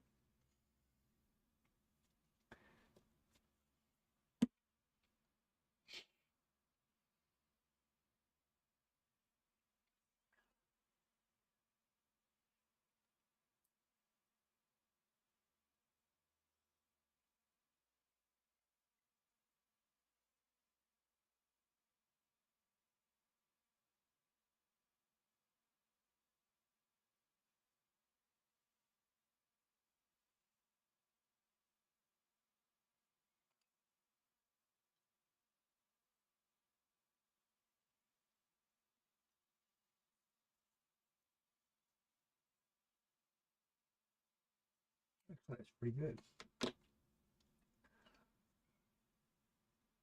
Pretty good.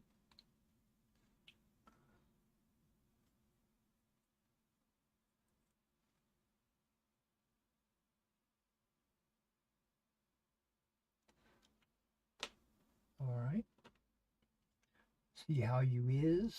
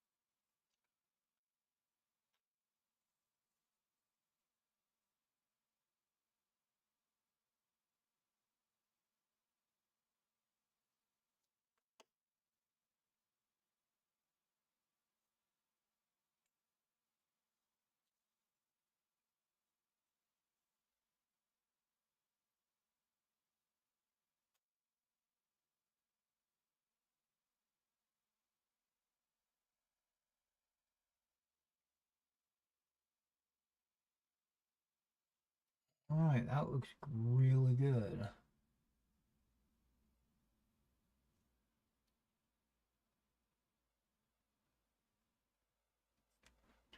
This one standard bearer might be just a little bit over.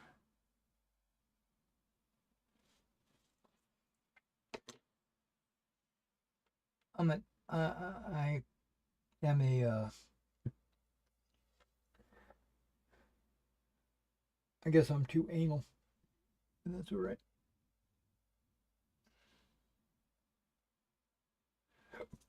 Excuse me. All right.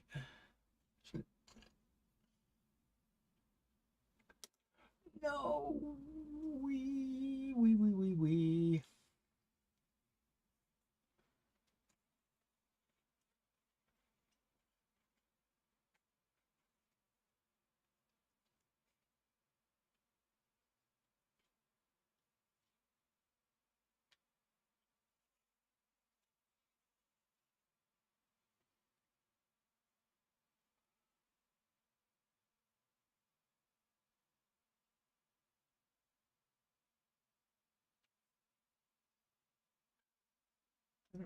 Caused him to drop out of my hand.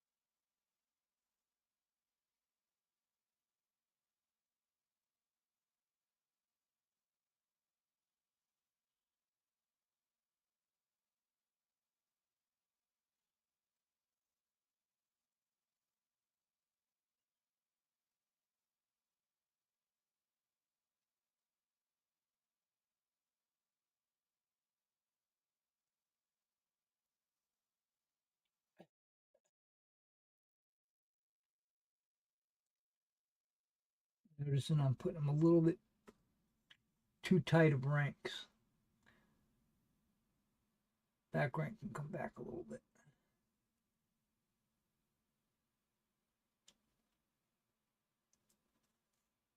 Makes it look better.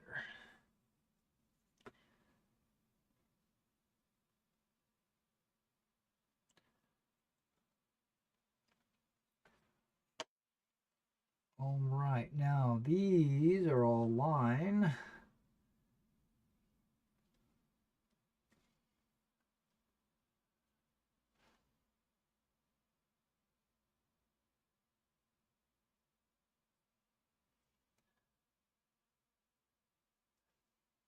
And I did have an officer in this group.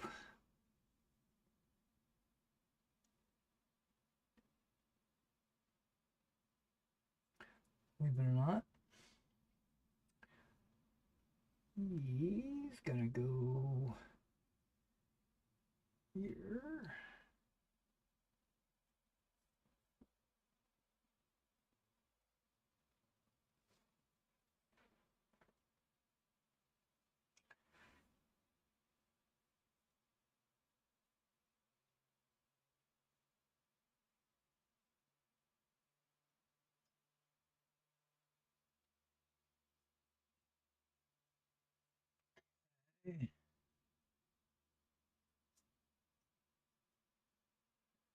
Trying to get all the ones that are like leaning forward dramatically, putting them in the front.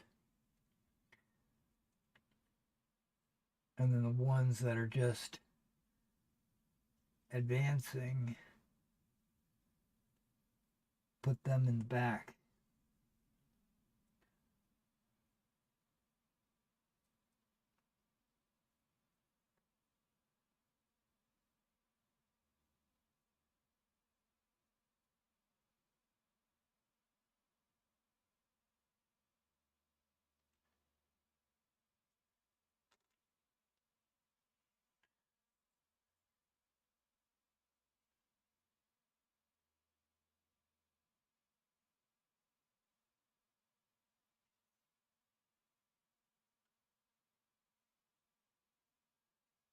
And then once they get placed, then what I'll do is kind of micro adjust them around.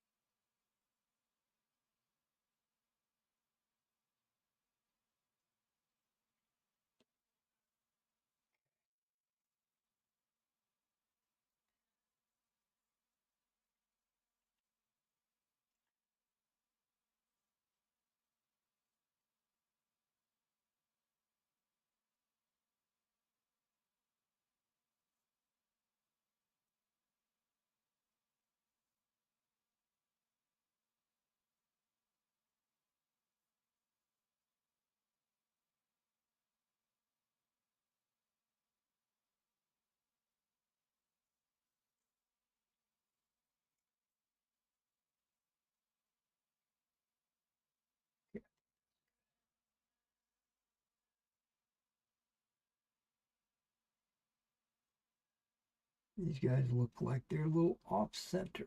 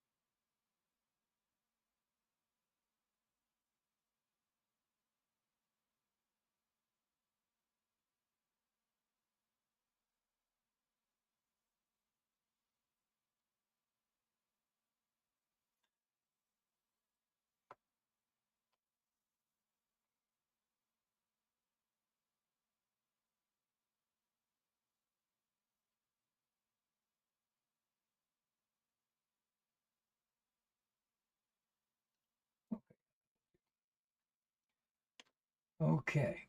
But this guy's leaning forward the way he is. Okay, he fits in between those. He fits. Just, when people are changing formations or whatever, I don't want the muskets getting in the way. Specifically the guys with the bayonets leaning forward.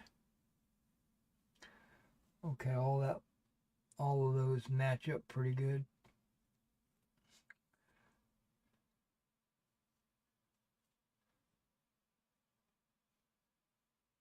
What about these?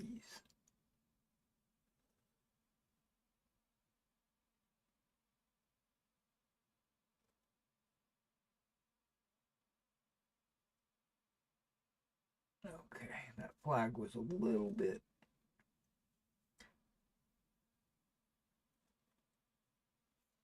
too straight back, so it would have hit the figure directly behind it.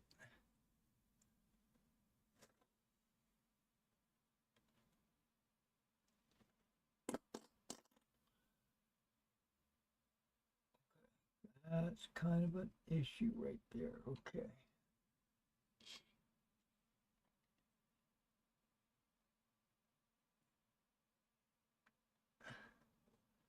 Not the standard, this guy.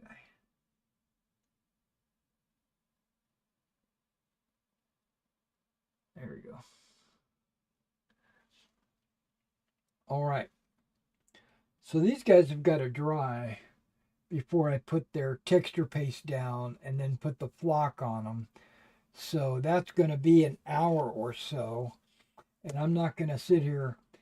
I am going to sit here. I'm going to eat some lunch. And then after that, they should be ready to go. I look forward to putting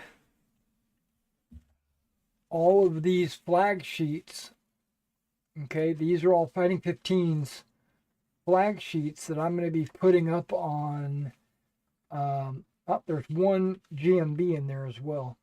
Maybe there's 2 or 3 GMBs, but like whole Prussian divisions and stuff like that. Russians, Prussians, Austrians. I even have some Portuguese. I have some Spanish. I have some Warsaw. I've got Brunswick. I got all kinds. So they're going to go up on eBay. I'm probably taking those pictures this afternoon and then uploading them to eBay tonight. So keep your eyes open. Visit my eBay store on a regular basis, and because I put new stuff on there all the time, and that's if you're into that kind of stuff.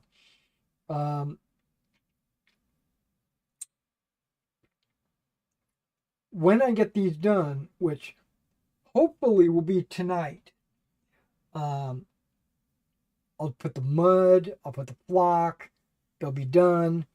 I have to paint the base edges. Once that's done, I'll do a project update video showing off all the figures and talking about what I've got coming up. I'll probably talk about those flags as well. But all right, so I will catch you in the next one. You guys take care. Thanks for hanging out with me.